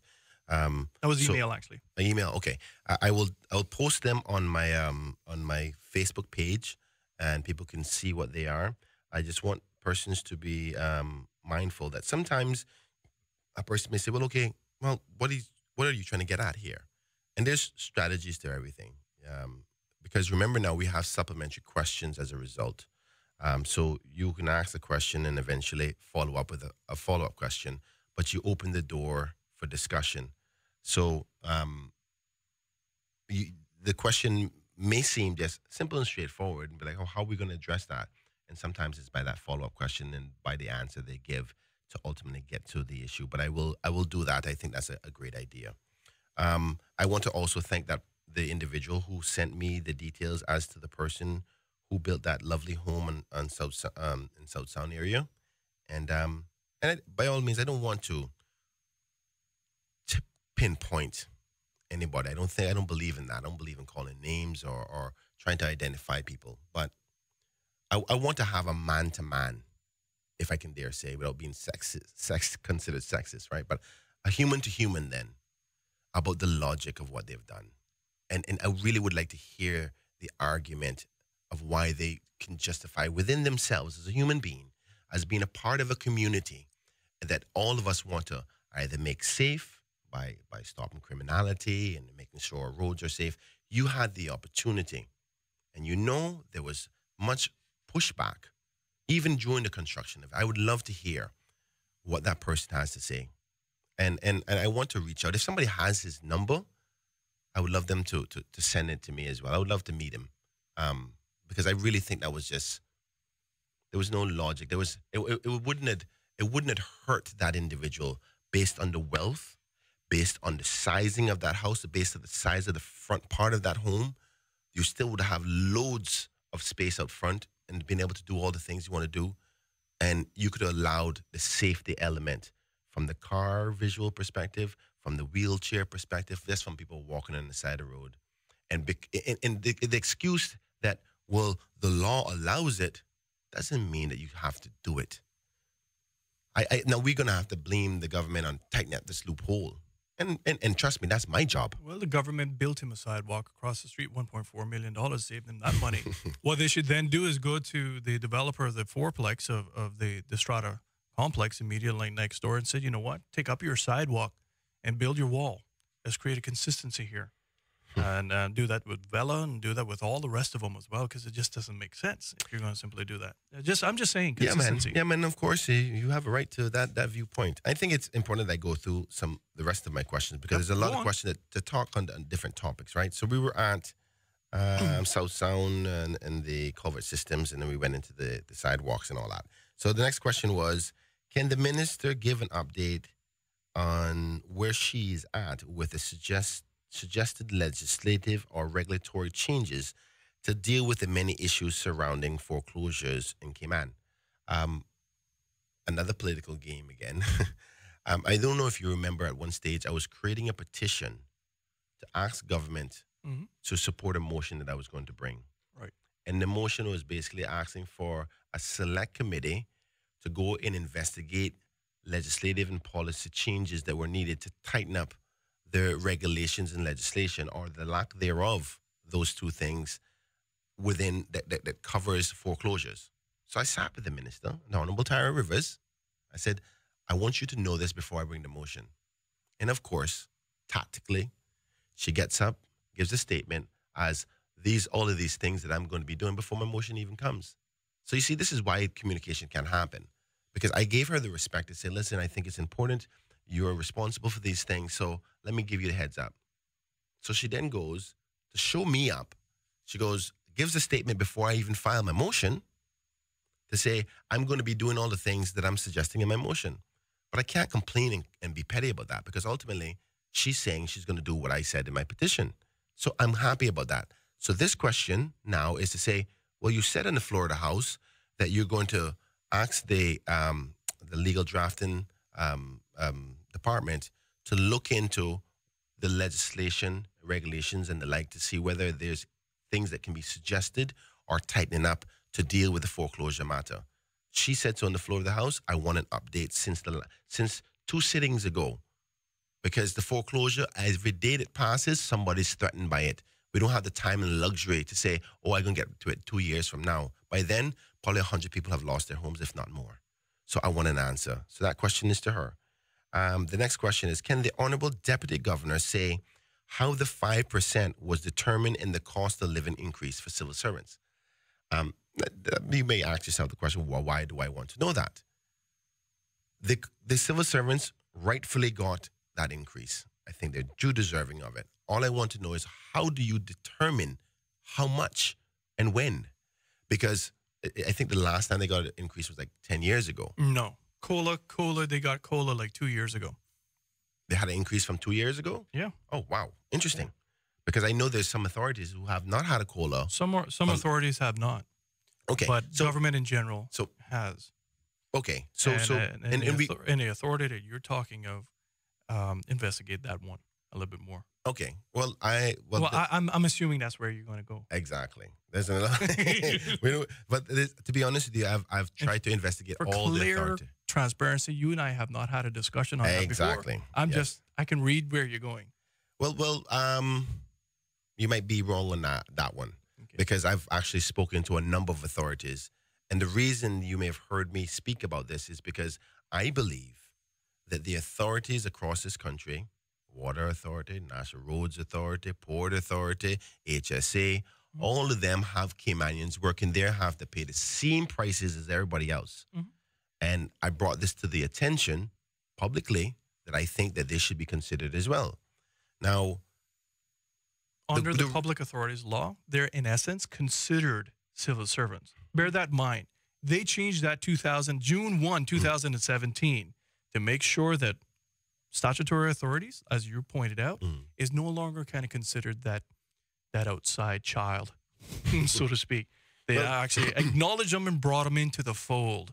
And into the fold, and the primary reason behind all of that, and you can read all the legislation and all the supplemental stuff that went along with it, the primary reason was exactly what you're talking about, keeping consistency in terms of remuneration. Yes. Hey.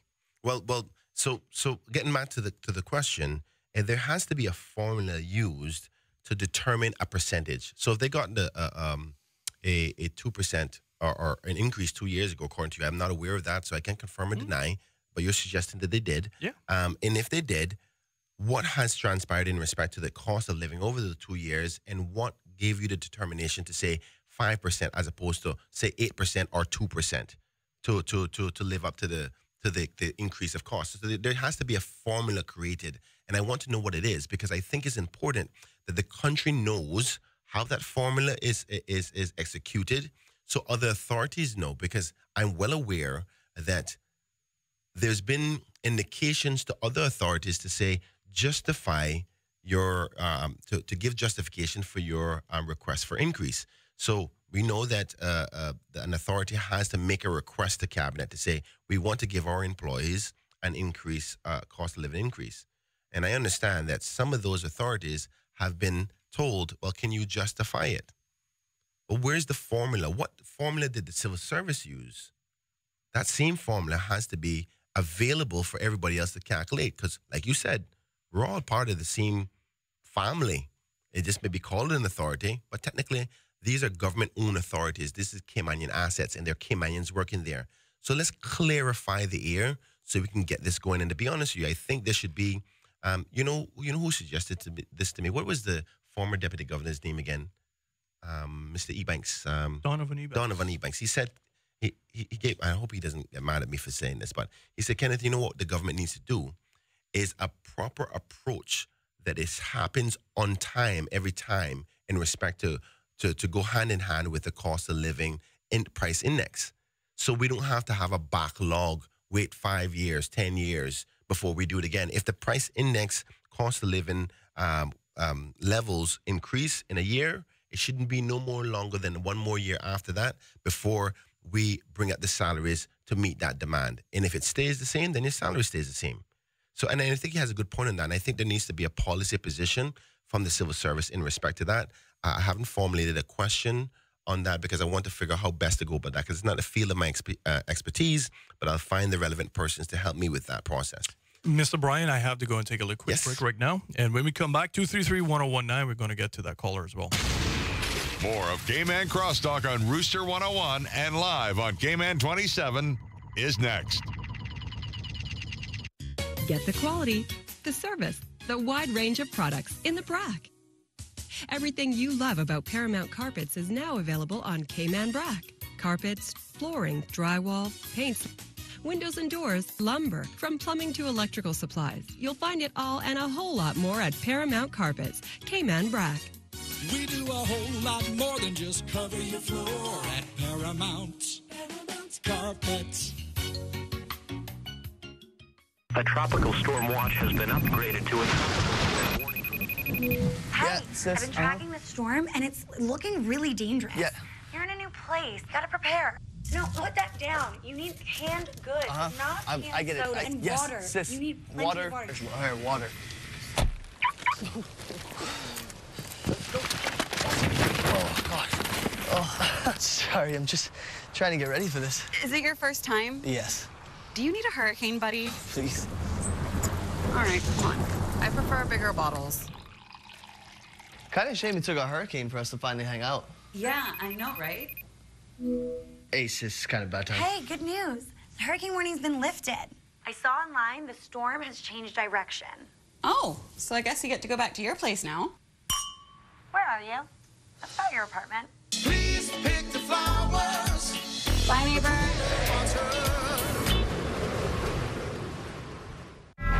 Dynafroze, Dragon's Revenge. One day, 4 boys from the future traveled back millions of years through time. Once upon a time, deep under the sea, there lived a kind and clever little turtle named Tula. Citizens of Lotus Valley, the hour is upon us. Our way of life is being dramatically threatened. You, the Alliance, are the last hope of freedom and the time.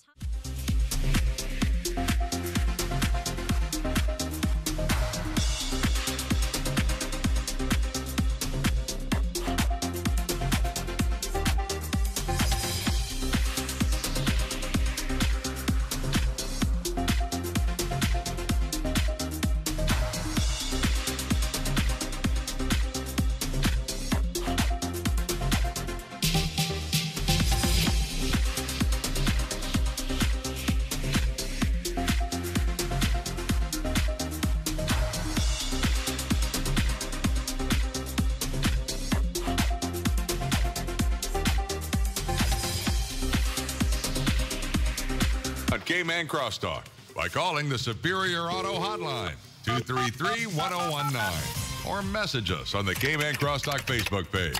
Now, back to Cayman Crosstalk on Rooster 101 and simulcast live on Cayman 27.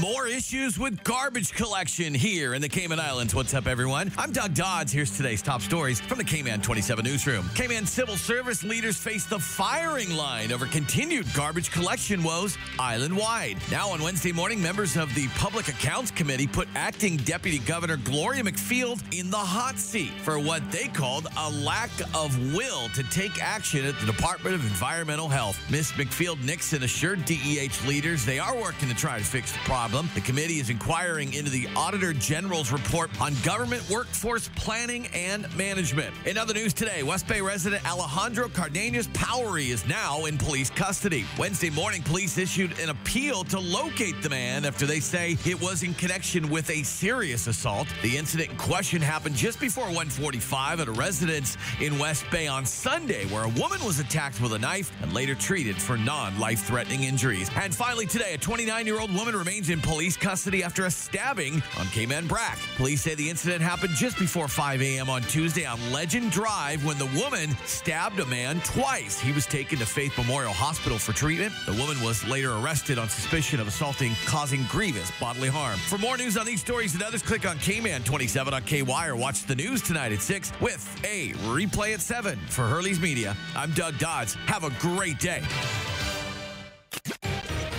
Be a part of the conversation on Cayman Crosstalk by calling the Superior Auto Hotline, 233-1019, or message us on the Cayman Crosstalk Facebook page. Now, back to Cayman Crosstalk on Rooster 101 and simulcast live on Cayman 27. All right, ladies and gentlemen, thank you all very much for tuning in to Cayman Crosstalk. I'm joined this morning by MLA Kenneth Bryan. And MLA, we got a caller online, 233-1019, 233-1019. Hello, caller. Good morning. Good morning. Good morning, sir. Yes, my question on this cost of living raise, they say we almost got 5% cost of living raise, and the pensioners only got 1.9. I'm wondering how they could figure it. They say we almost cost of living went up 5%, and the pensioners only went up 1.9, and the pension law says, they're supposed to get cost of living increase every year, and the last time they got it was in 2015, and this year they only got 1.9. And how come they only got 1.9 and they got 5%? I wonder how they got that figured out. I didn't know that, sir. You want a political answer, or you want the an answer that? Well, if you allow non-PC. Allow me. Sir, I'm not aware of the answer to that. I am actually wasn't even aware that there was a difference in increase. But I definitely can put a question to that in Parliament. There's still opportune time for me to put that question in. The deadline hasn't reached yet, but that's definitely a major difference, because if the law states that they can't do it for the civil servants' pay and not do the equivalent amount for the pension, or if they think they're justified to doing so, then they can give an answer on the floor of the House as to the reason why, and then you, the voter, can understand what their thinking is. And you can hear their reasoning. I wouldn't want to justify or say why they are doing that or why they didn't do it, because I don't know the background information, whether they're justified or not. But it's a reasonable question to be asked, and I give you my commitment that I'll look into the matter, sir. I mean, they had got a raise or something. You've been different, but is it cost of living raise? 5% cost of living raise, and the pensioners got 1.9 cost of living raise. It's hard to understand. The cost of living went up 5%. To give them 5%, how come the pension didn't get the 5% if the cost of living went up 5%? But it may be premature of me to make a suggestion, but I think there could be, here's where I see the possibilities of the justification. And I don't want to give them a loophole to get out, but it depends on when was the last time the pension got their increase. But the last time the pension got an increase was in 2015. Okay, and they got 1.2%. 3 years and they got 1.2%. Okay. Well, I was just made aware by Woody this morning. I can't confirm it tonight. Is Woody's information that the civil service got an increase 2 years ago? I wasn't aware of that. COLA was done about 2 years ago because. So it sounds like both the pension and the COLA would have been increased around the same time. So one would think that if they're going to be increased again 2 to 3 years later, they would also increase about the same amount. So he has a logical point there. And caller, I thank you so much for that. I can promise you that I'll try to find out what the difference is there, and why why there's two different amounts and what the justification is. I'm quite sure that Honorable Deputy Governor Miss Macfield Nixon is a person who would respond to that right away. And if she's listening, or if any our ministry is listening, or our department is listening, if they want to send that answer in before the show is over to please you with an answer, I would be happy to announce it if they send it to me by phone. If not, I can try to give you an answer by next week Thursday when we come back on the show. Okay, sir? Okay, thank you very much. No problem. Have a good day. God bless you. Thank you. And you know, just to let you know too, according to ESO stats, just for this gentleman's point, on their website, if anyone wants to watch, always cite me, is www.eso.ky/2007 compendium of statistics, because that's the latest one. And on the side of the indicator of their webpage, latest indicators. Total population as of spring 2018, 64,420. And the consumer price index has increased to 3.2% as of March, between March 2018 and 2017. And bear in mind, too, that the inflation rate has increased dramatically. And so the cost of living, compared to what it was 2 years ago, when government was saying that it was quite low and they kept costs down, was that they did not have the Trump effect involved. And when you got at least 4 price changes now by the Federal Reserve in the United States, that affects our interest rates as well in terms of cost for money, insurance, all of the various different compendiums that go along with that. Inflation has now increased and crept in. So hence the reason why they had to take all of those factors into consideration, because the cost of living right now, the compendium of baskets, cost that much more. I'll give you an example. Milk. It's supposed to be dairy. And dairy products are free, duty-free. Compared to the same period of last year, has increased dramatically. Now, if you go to certain places, $6 for a gallon, almost $7 for a gallon of milk in some locations. In addition to that, for example, a lot of things like macaroni and cheese has increased for packages when you go to the bulk rate store, in less than 3 months, $1.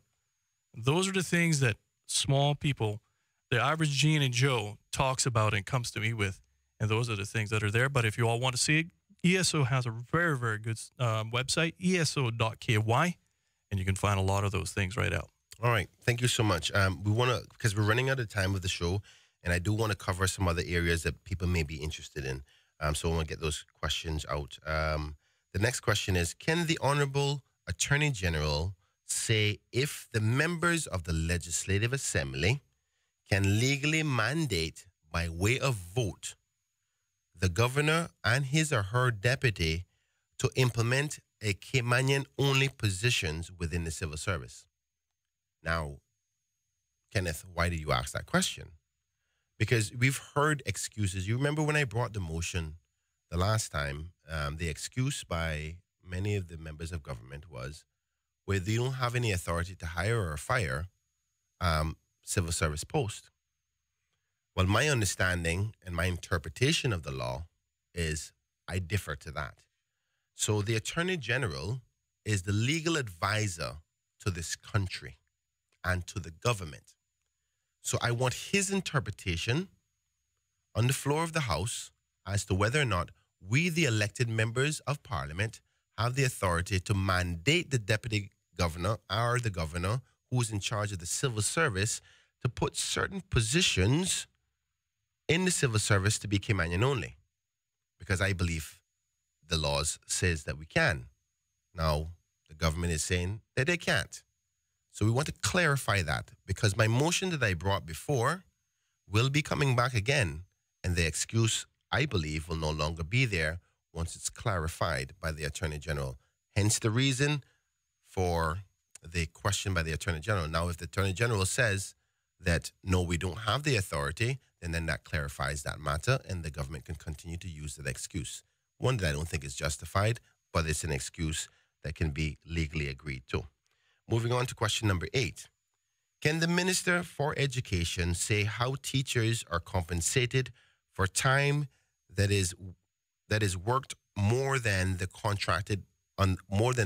contractually obligated to. Basically meaning if you work overtime more than what you're expected within your contract, how are you compensated? Do you get time in lieu? Do you get cash for it? What is the circumstances? Because I've been getting a number of concerns raised by, since I've been elected and before elected, I'd probably say about an easy 75 different teachers I've spoken to about this particular concern. Because there's too much ambiguity within their contracts and into their obligation. Now, most people, the general feel is, well, you're a teacher, you're going to have to put in a little extra time. But at the end of the day, there's still an employment contract and agreement that's going on here. Woody, when you come to this show, you get paid from XY time to XY time. And if you have to stay longer for the better interests of this company, there's still rules and regulations as to, well, what will happen if I do have to stay longer? That seems to be unclear, and it has to be clarified regardless of who the employee is or what post they keep. There has to be clear understanding as to what my obligations are and exactly what my remuneration will be if I go past that. You just can't have it ambiguous that you can't have people working in that kind of environment. It's not good, because some may say, well, okay, then you may expect me to stay back a little bit longer with the kids. But if it's not in my contract, I'm not going to do it. And the teacher would be justified to do that. It may not sound nice because it's a teacher. Oh, I can't believe you wouldn't stay back with the kids. But that person has a life as well. They also have bills to pay as well. So you can't just have this unclear area of their contract. And I want that to be clarified, because many teachers have that concern. And it may come off a little harsh now because we just gave them that increase to pay them $5,000 or more. And that's all well and good. But because you're paying me more, that doesn't mean we've solved the problem of that ambiguity in that gray area part. So I want clarity to that on behalf of the teachers, particularly those who are Caymanian. The next question, can the Premier say how often does the government have a cleanup program in Cayman Brac? Now, this came up as a result of finding out that in Cayman Brac, they do a number of cleanups more often than Grand Cayman. As far as I know, up to 5-6 times a year. I can't confirm or deny that, but that's what I've been told, what I've been informed. So I want clarity to that. And is it fair and proportionate? I love Cayman Brac. Everybody knows that. My mother is from Brac, so I have my half of my body belong to Cayman Brac. I'm a Braca in blood. And my father is from Georgetown Central. So I'm split between those two worlds. But there has to be fair for everybody.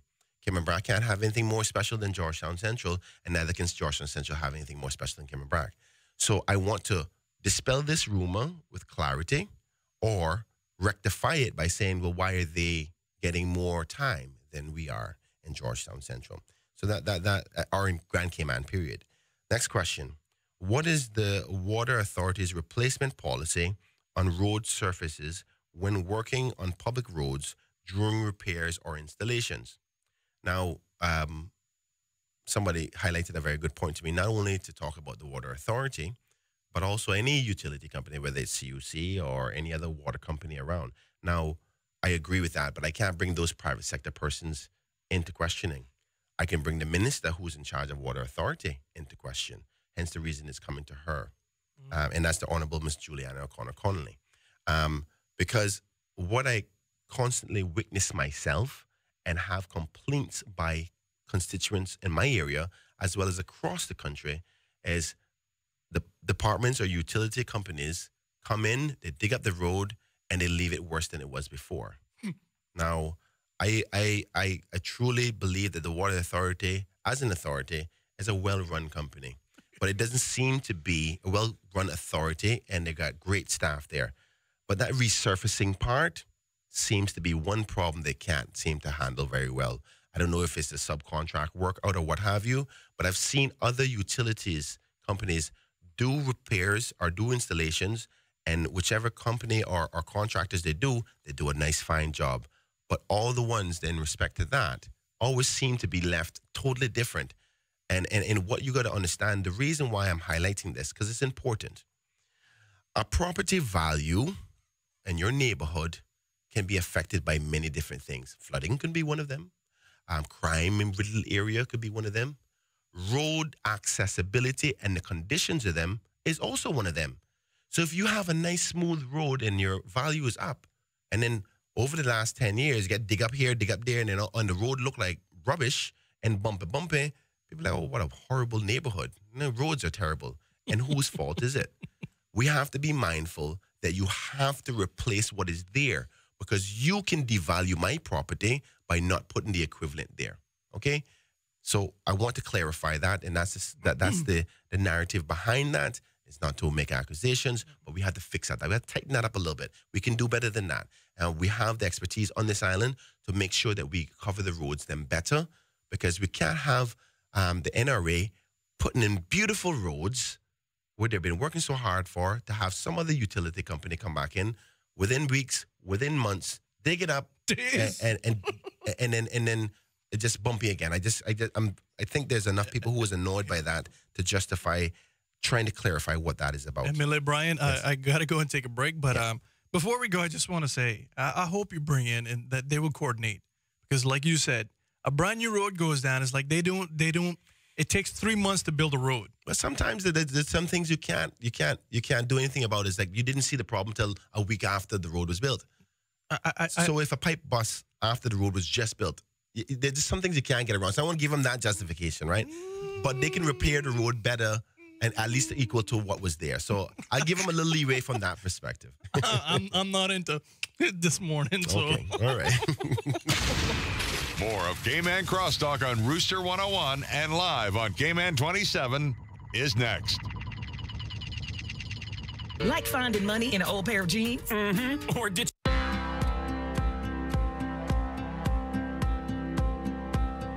We are on a mission to protect people from financial risk that can affect their money. We're Knighthead Annuity and Life Assurance, a Cayman Islands company.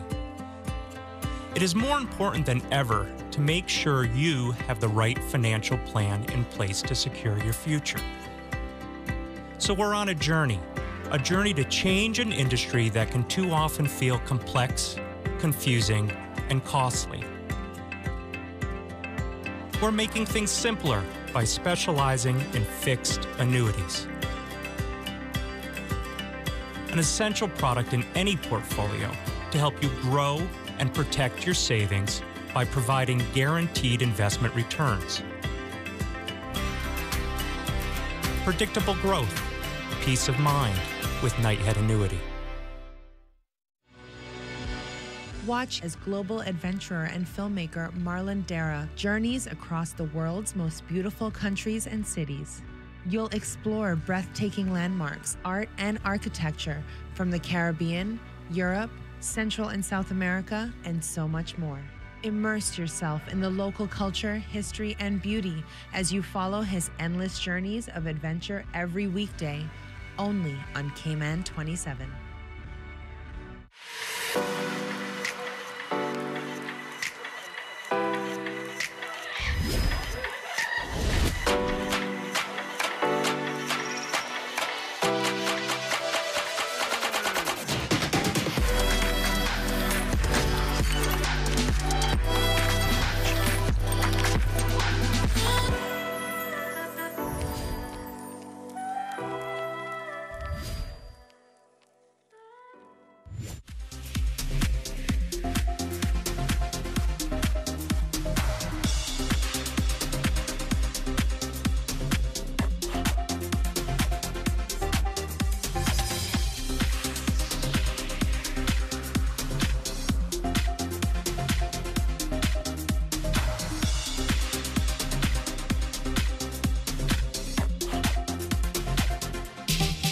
And if you want to participate and talk with him, you can do so by various different mediums that we have here.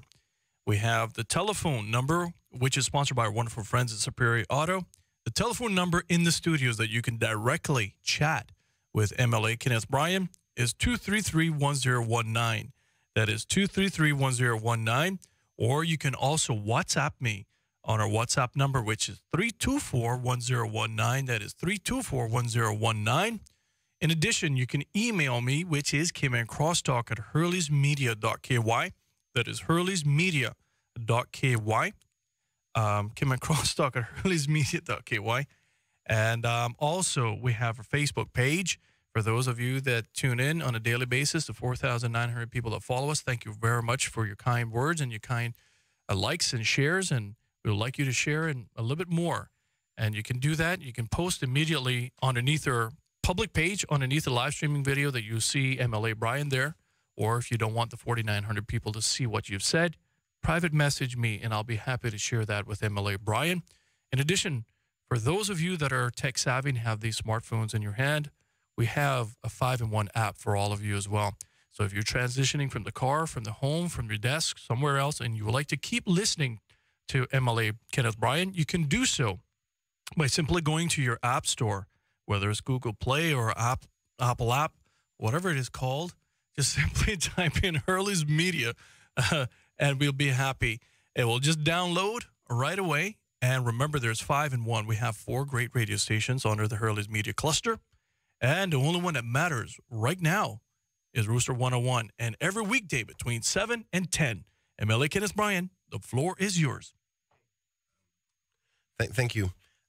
We have 7 questions left, and hopefully we can get them through between now and the end of the show. The last one is, this next one is, can the minister give an update on what measures the government is taking to help reduce the high cost of healthcare?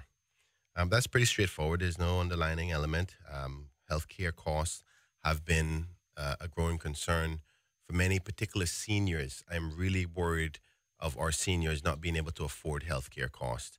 And there was a promise given by the administration when they took office. They're going to try to find ways to reduce the healthcare cost, and whether that's a reshuffling of the whole system or certain mechanisms. But I want to continue to update, because I'm not going to go away from this issue. It was a main element in my manifesto, and you see that on the front of my manifesto, it says reduce crime, cost of living, healthcare cost. It's very important to me. Most seniors, that's one of their biggest troubles outside of providing for themselves, is actually being comfortable in their heart that they know that they can have the healthcare issues addressed and get their medications and stuff like that. So it's one issue that is important to me, and I want to know that the government is constantly beyond it. And if I had to put that question in every single sitting, I will do so, because I don't have the authority to make the changes for my people. So I'm going to annoy the government to death until they find a solution, or until I take the government in 2021, me and other members of our community. Question number 12. Can the minister say what measures the government is taking to regulate property evaluators in Cayman? And that goes to the Honorable Juliana O'Connor Conley. If you remember, through Finance Committee and back last year, I asked about whether or not the property evaluators were regulated. And the answer was that they're self-regulated. I think that's a bit of a conflict of interest. And I asked the minister to consider whether we should have some regulations by government as to regulating these evaluators, because there's been too many horror stories or suspicions or speculations as to wrongdoing by property evaluators. Now, I don't want to say concretely that I know there's any wrongdoing, because I have no evidence of that. But like the old saying goes, where there's smoke, there's fire. So to clarify that, I think we should regulate them ourselves. She gave me the promise in the floor of the House to bring it to her caucus for her government to consider. I've yet heard anything about it since then. I want to know whether they have considered it, what their plan is, and the like, because I haven't heard anything since then. The next question is, can the Attorney General say, and this one is a touchy one, and I really hope that I get an answer to this. And I hope everybody's listening. Listen to it carefully. Can the Attorney General say whether it's unconstitutional in any way to have a law that allows a member of the private sector to be allowed to withdraw from a pension, but members of the public sector not be allowed to do the same?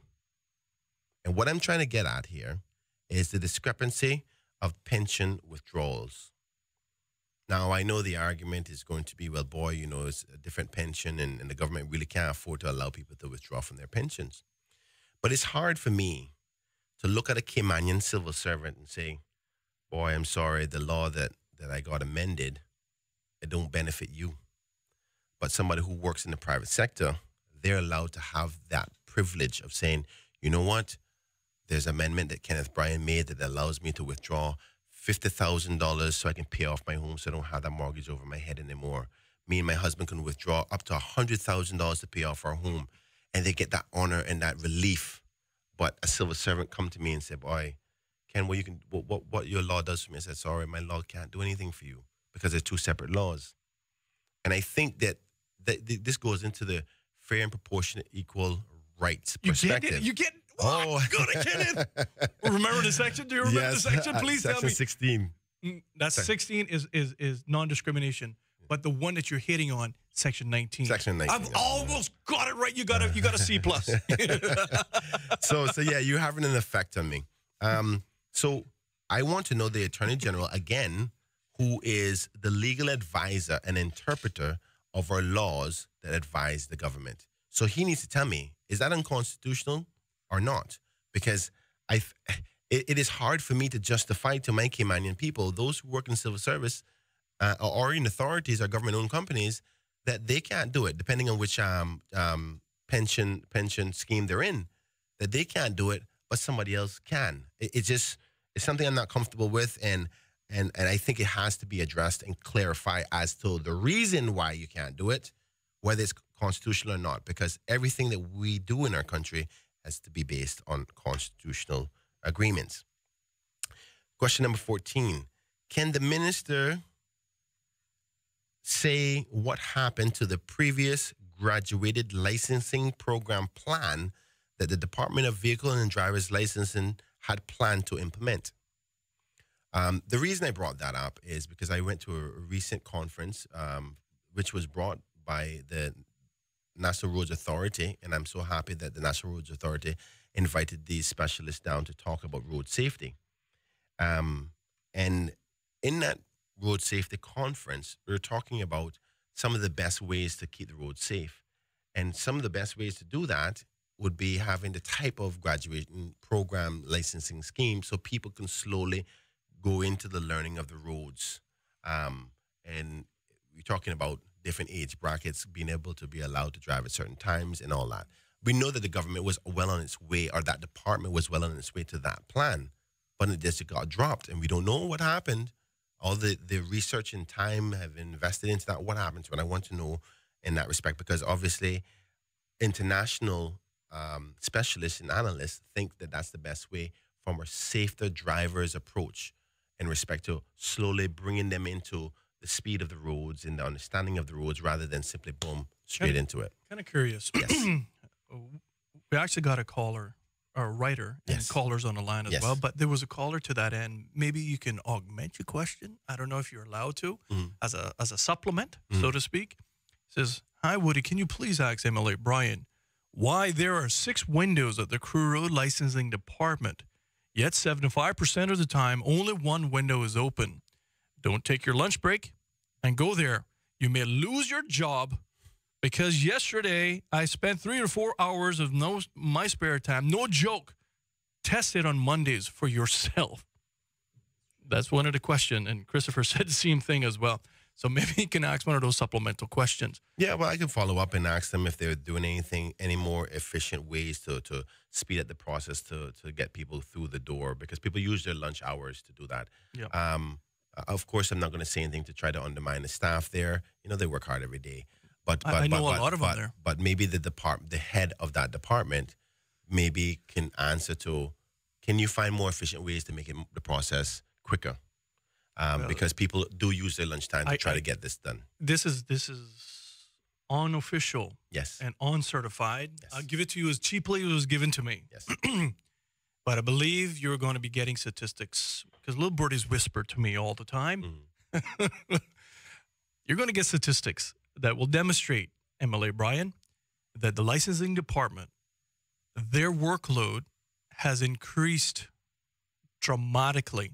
I don't want to hit numbers of how much of a percentage that have increased because of licensing of vehicles, licensing of people, transferring of licenses, all the various different tasks that that particular department is under, and also inspecting of vehicles. A lot of people don't realize it.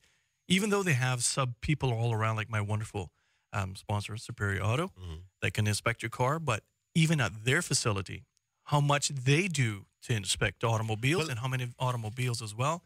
And so because of a limited budget, I just want to let you know, because of a limited budget that they have, they're trying to do what every business should do a whole lot more with a lot less. Well, I think this we can address that with supplementary questions as to say, well, have you had any increases in numbers? Like you said, that obviously it's going to happen.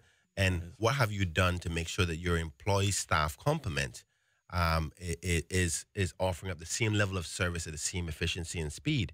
Because you can't increase the workload and have the same amount of staff. So it's a good question, and I'll have it as a part of my supplementary. But part of what you were saying, too, is going to cause a lot of sick outs, too, Because if you're stressing some people out with a lot of work and a lot of time, you're going to have a lot of sick people. True. And I don't care what anybody say. The premier can say what he wants to say about some of the staff and whatnot. But let me tell you something. When you're working overtime and when you're working for a little mentally, you can speak to any HR professional. You're going to have burnout. And when you have burnout, you're going to have sick people. And those are some of the things that people need to be cognizant of as well, especially those garbage workers. I got to go and take a break, but those callers on 923-1019. If I can quickly say that, I'm going to take those calls now because they've been holding long enough. So stay on the line. When we get back, we're going to go to you. I'll forget those last three for the rest of the show. No, just highlight them. More of Cayman Crosstalk on Rooster 101 and live on Cayman 27 is next. Let Elite Marble and Granite bring the charm of Italy to your home. Made from only the best materials. Santa Margherita Quartz is handcrafted at a state-of-the-art facility located in Italy and then journeys across the ocean to Elite Marble and Granite, who is the exclusive distributor in the Caribbean. Elegant and resistant, Santa Margherita Quartz products offer a large choice of colors, textures, and exclusive finishes. Call 945-9028 or visit us online at elite.ky. Elite Marble and Granite, where perfection costs less.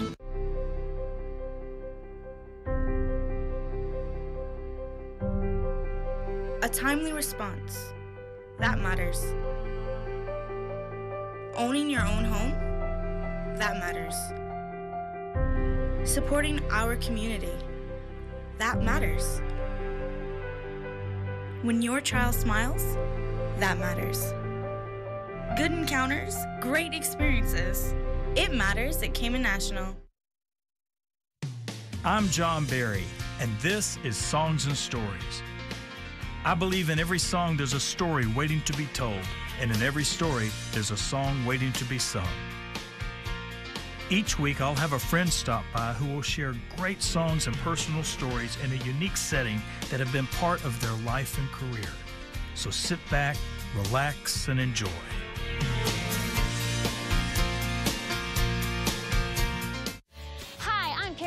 Host of Nashville Insider, where we bring you the latest in country music news and happenings. Join us as we interview your favorite artists and go behind the scenes of country music's hottest events. Watch Nashville Insider right here on Cayman 27.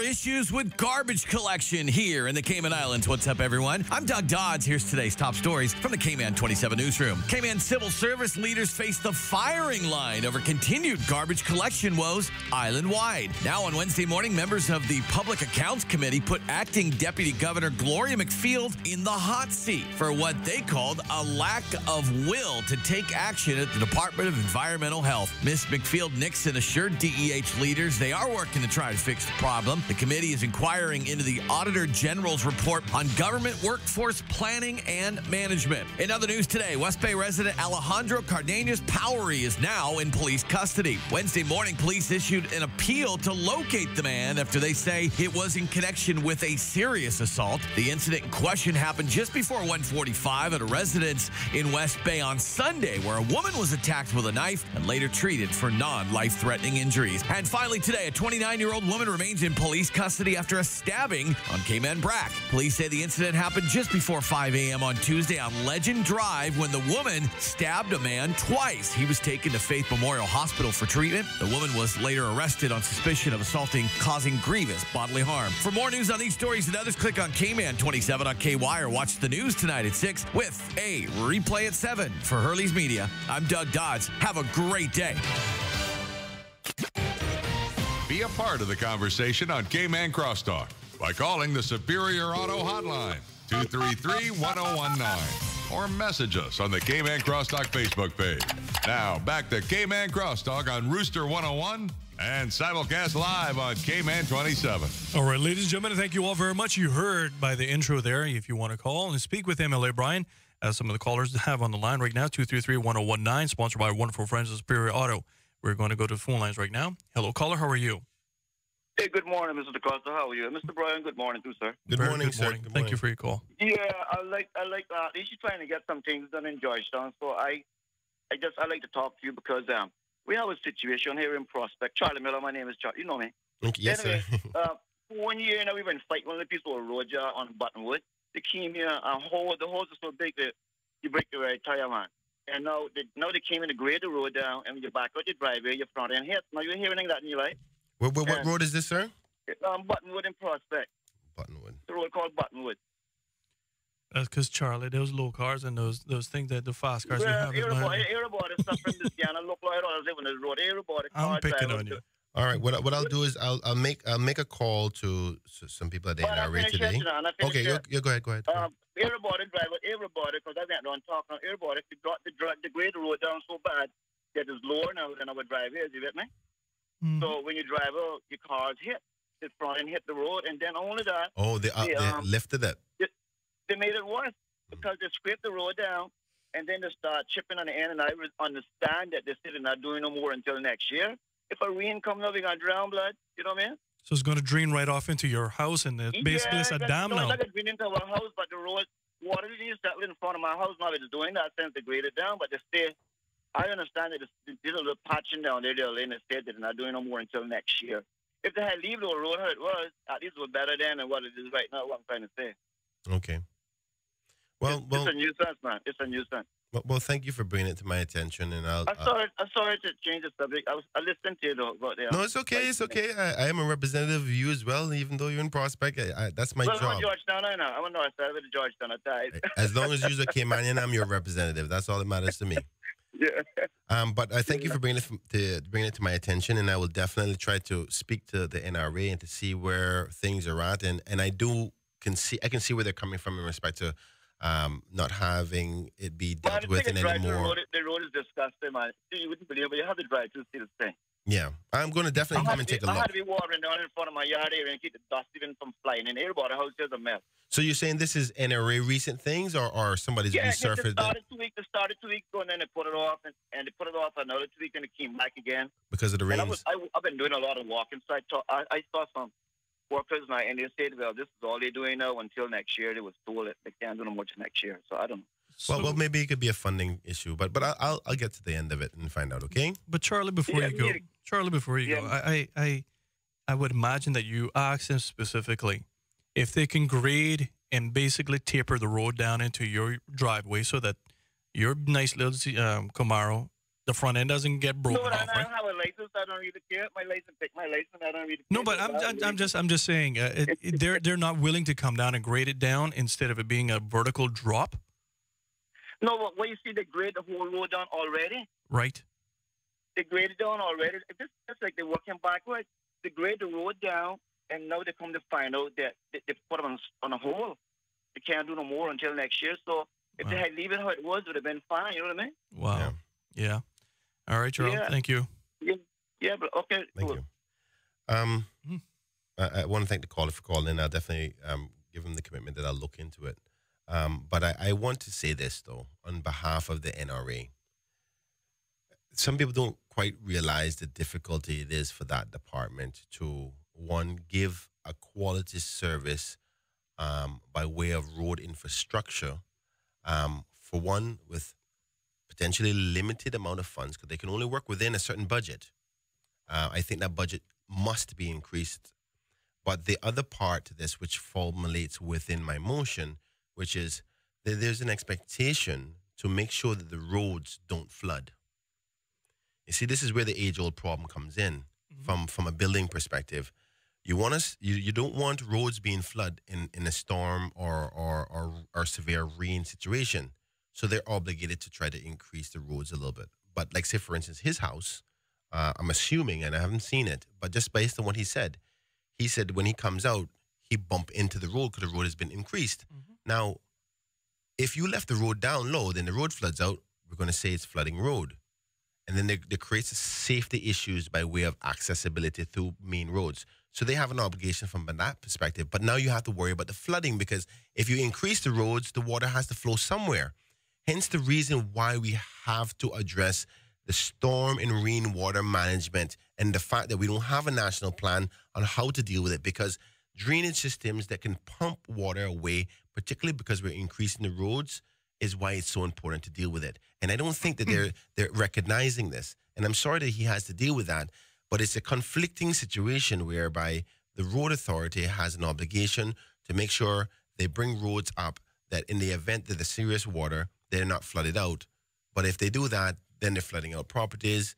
You know what I mean? Not saying that they're intentionally flooding out properties. They're trying to do everything they possibly can to try to alleviate the water. And we were talking about the systems they've put in place so far with drainage close to the roads and making sure they try not to run off to other places. But sometimes the reason why a person's property wasn't flooding before is because the water was draining out of their property somewhere else. Into the road. But if the road is now high, it can't drain out. So it kind of stays there and it slowly seeps down into the earth, but it takes a while before it disseminates. So it's complex, and I'm very cautious to try to criticize the NRA, because I've had open communications with them. They explain the engineering, technical parts of it and say, listen, we understand, we're trying. But there's limitations for money, limitations to what we're trying to do, limitations as to building codes and where properties are and all. There's a lot of technicalities. It's a multifaceted problem, and it's never going to be done properly. But even more reason for us to fix a national plan as to how we deal with water. Anyway. Got to take the last break here, but people, I got about 12 people asked me why I was laughing. I'm laughing because there was a politician, that an American politician in Louisiana, way back in the early 20th century. His name was Huey Long. And he had a saying, you asked me to solve a problem, but you didn't tell me how to solve the problem. So are you saying the problem not solved? Well, the problem's solved. Yeah, regardless whether or not it's draining into somebody else's. I don't have no flooding roads. Well, we got to go and take a break right now. More of Cayman Crosstalk on Rooster 101 and live on Cayman 27 is next.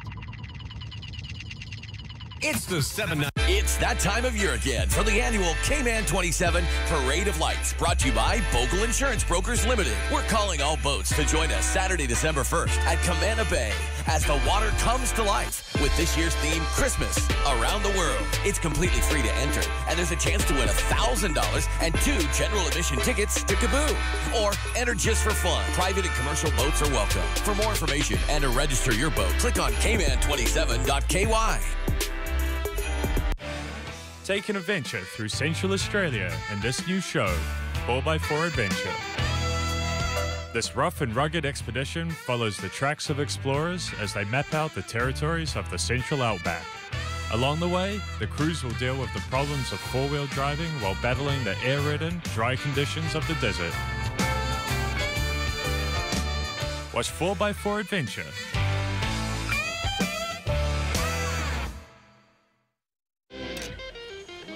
Here we go, baby. baby. Work with me. Oh, well, okay. Okay. On. Hey, would you like your keys in your car? No, I have a shirt in the back. I'm trying to get on the hanger without opening the door. Sorry. Trying to help out.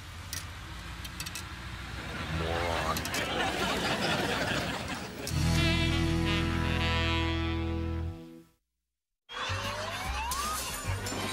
Get ready to laugh as TV's funniest hidden camera show will have you in stitches.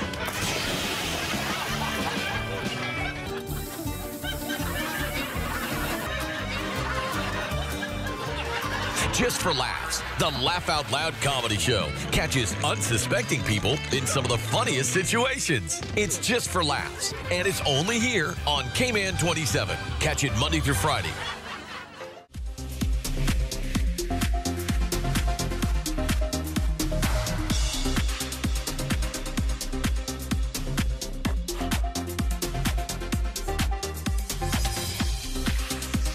Fuel temperature, they say, will hover around about 97 degrees, and and you have a 25%, 30% chance, primarily over Georgetown, to experience some passing showers, but not long in duration. Therefore, the synopsis for the daylight hours will be partly sunny and pleasant. Winds are going to be softly coming at you, so it's going to be a pretty warm day because it's only 4 miles per hour coming at you from the east-northeast. And that's going to continue this evening around the same clip at about 5 miles per hour, so it's going to be a warm evening tonight. Your thermometer may say 81 degrees, but your body feel, the real fuel temperature will be hovering around about close to 90. You have a 25% chance of experiencing some showers as well, but mostly it's going to be a mean, clear night. Gorgeous moon was last night. Sunrise this morning was at 6:23. Sunset will be at 5:56. You got 11 hours and 33 minutes of beautiful tropical sun to enjoy. Similar weather forecast pattern straight through until Sunday morning. Join us back with MLA Kenneth Bryan. Be a part of the conversation on Cayman Crosstalk by calling the Superior Auto Hotline, 233-1019, or message us on the Cayman Crosstalk Facebook page. Now, back to Cayman Crosstalk on Rooster 101 and simulcast live on Cayman 27. All right, ladies and gentlemen, thank you all very much. I'm not going to waste no time because we got less than 10 minutes. Hello, caller. How are you this morning? Good morning, gentlemen. Good morning, doctor. Good morning, Good Dr. morning. McPhail. Good morning. I just have 3 comments for Kenneth. 2 comments for Kenneth. Yes, sir. Kenneth, number one, your motion asking whether or not the government has the deputy governor or whoever the question is has the right to hire Caymanians in the civil service. Well, Kenneth, it's something that I have Woody and I and other people who has come onto the show has been trying to get across to the public for years now. The government, as it stands right now, has no mandate to say that only Caymanians can work in the civil service or whatever. All of the answer to the question that you're asking is in Section 16.5 of the law. It says, and I'm only reinstating what it says. I don't have it before me right now. It says that a law, any law that will be brought to say that only Caymanians can be employed in the civil service or any government service or any government companies or any government corporations will not be discriminatory. So the government has to bring in a law first. They have to pass a law first to allow the deputy governor or whoever hired in the civil service to hire only Caymanians. They have to bring in the law first to do that. That's what the Constitution says. Number 2, as far as the NRA is concerned, it's not a question of lack of funding, Brian. There's something called the Roads Fund. That's the fund that funds the NRA to do roads, to do new roads, to repair roads, to do anything that the NRA needs to do about roads. It's the Roads Fund. The money that was supposed to go into the Roads Fund under the law is the taxes on diesel, taxes on gasoline, taxes on car registration, taxes on your driver's license, and money from the environmental fund.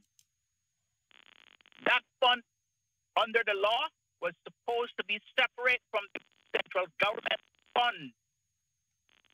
What they have done consistently, and when I took the course that is by the University of Birmingham, but put out by the World Bank and the IMF, and they clearly say is that roads fund has to be separate from the government fund.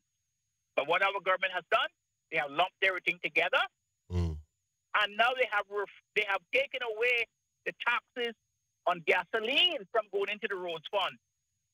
So it's not a question of no money. It's a question of implementing what the law says that has to be done. But like every other law, they will not implement what has to be done to benefit people. And the problem is now is that the roads fund has no money in it, and whatever money is in it is not separated from the government's money, and the ministers or government, whoever wants to do, can go and raid the roads fund and take out money and use it to other things that he wants to do. Agreed. Yeah, there has to be a separate roads fund. And then there has to be a separate roads fund board that regulates the roads fund. So when the NRA needs money to do things, they send their requisition or they request to the roads fund board, and the roads fund finances the money for them. But everything has to be separated out, and the money should be put into the roads fund that the law allocated for it. That is the problem why they have to put things out till next year, and blah, blah, and blah, blah, and blah, blah. Okay. Thank you very much, Dr. McPhail. Thank you. Thank you, Doctor. And just, Kenneth, to his point, to roads, cars, statistics, I'm looking at the ESO website. Anyone just goes on, they have a great website. There's my reference for a lot of things. So if you want to go ESO.ky, but right on the bottom, they got transportation and communication kind of a thing. So it gives all the stats coming in. 2005, Kenny. But I don't know if that's going to be long, but I just want to see what was happening at DMV and what some of your questions may be, just so that you can give a glimpse. 31,466 cars in 2005, 39,228 in 2016. They haven't configured 2017 and 2018 yet, where there's approximately 150 cars being imported monthly into the Cayman Islands since 2017. Just want to put that away. Wow. So. I want to say thanks, Dr. McPhail, for the call. And I think he was talking about two separate issues. One about the legality in respect to whether or not government can mandate civil service to put Caymanians in post.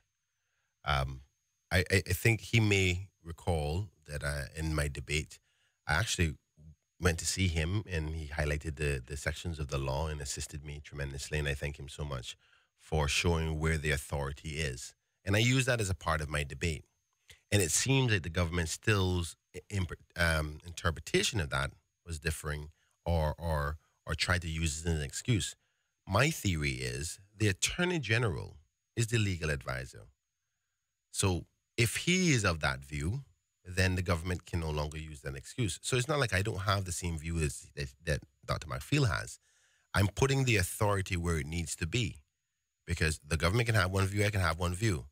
But the person whose job it is to interpret the law or advise the government as to what the law should be interpreted as is the Attorney General. Hence the reason I'm taking the onus of whether it's what the law says out of my hands, out of the government's hands, and putting it into the authority that is put in that position to give us advice. So that's what I'm trying to do there. In respect to the roads comments that the good doctor said, why I say was lack of funding is because he's right. The collection of funds have not been separated for what's supposed to be for the roads. To be honest with you, if they were to get the monies that was supposed to be going to them that is being collected for roads through the various licensing and infrastructure fees and all those types of things, they would have all the money they need to do the roads. But he's right. Government continues to collect money, put it all in one location, and then they say, I'm going to decide how much you need. And then they never give enough. Hence the reason I say funding can be an issue as well. So they collect all of these fees for particularly road works and driver's licensing and licensing of cars and the like. And if those fees were allocated specifically to dealing with infrastructure and roads, the NRA would have all the money that they need. And I agree with Dr. McPhail, but what I was suggesting is it is a lack of funding problem because the government is not giving them the money. So they're not being funded. I think where we're disagreeing or what we were trying to make people realize is the government isn't doing the proper process to allow them to get the funds that's supposed to be going for roads. So, I think we're out of time now. So 2 minutes. Just say hello and goodbye and thank you. All right. I want to say thank you to everybody who was listening today. I had 3 or 4 other questions I wanted to get to, but we have, I think, 2 more Thursdays between now and when Parliament starts, and I can definitely bring those up then. I think there might actually be 2 more filed between now and then because I think the deadline is the 2nd of November before my last questions can get in. So I may formulate 2 more and put them in, and I'll let the public know, but I can make people aware between now and then. I want to say thank you so much for the callers, and we didn't have as much callers today because I was trying to get through a lot of detail. I want to thank you to those persons on Facebook who were sending comments and interacting via social media. It's very important. It's I like to have that interaction, even though I couldn't take a lot of calls today. I look forward to next week, Thursday. And Woody, thank you again for a good show. I hope people are pleased with what I've put forward, and I'm trying to get the information necessary. But the key thing about today's show that I want everybody to take away is pay attention as to when I've submitted these questions, or a week ago. When Parliament comes, I want to see how many questions they're going to answer, and if they don't answer, what format? What is going to be their excuse as to not being able to answer them. So they've been put on notice. The public, I want you to pay attention, because the only thing that they pay attention to is when you are watching. So tell them that you're watching. Say, I'm waiting for those answers. So when they don't answer, that I can come back and tell you which ministers didn't want to answer your questions. God bless each and every one of you. I hope you have a lovely day, and stay safe. And remember to love each other. Bye-bye. All right, ladies and gentlemen, and thank you very much as well. Tomorrow is going to be a jam-packed show, MLA Brian. We got people from the Pirates Week office. We got talking about taking care of our children. We got the iguana colors. Plus, I have the Inspector Joseph, that's going to be coming in, because we had a ton of our colors that wanted to find out about firearm licenses and getting air guns and so forth of that nature. And I'm pleased to say that it was Cayman Crosstalk that generated a lot of those leads for those colors. So I'm thanking you all very much. So I'm going to do everything to make you all be successful and make that $2,000 a month for all of you. Yes, I want you to make money. Yes, do. Anyhow, to all of you, be remiss of me not to do my normal closing. If you have a pet, please consider spaying or neutering that pet today to keep the unwanted pet population low. In addition, if you're going out, celebrate, but don't do it drinking and driving or boating and drinking. Until tomorrow, I'm your host, Woody DeCosta. Godspeed, Cayman. 3, 2, 1. Here we go. If it matters to you, it matters to us. We're Cayman 27, Cayman Informed.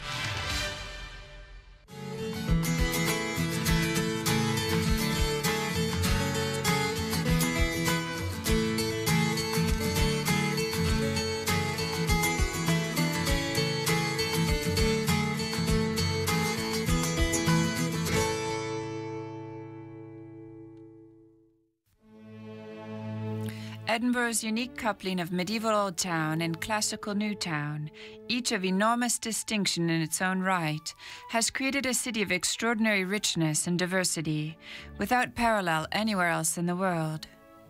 Its architecture and historical importance set Edinburgh apart and give it a uniqueness that is a consequence of its historic existence as a significant European capital from the Renaissance period. Home to the prestigious University of Edinburgh, it is widely recognized to have been a major center of thought and learning. The particular nature of the city's duality is unusual. On the one hand, on a high ridge is the ancient Old Town, while in contrast, and set apart on another site, is the 18th century New Town. The former is on a spectacular site, the skyline pierced by the castle, the soaring Gothic spire of Highland Tulbus St. John, and the robust, nationally symbolic imperial crown spire of St. Giles. This feat of medieval architecture looks down over the New Town, which in contrast appears as a serene sea of ordered classicism.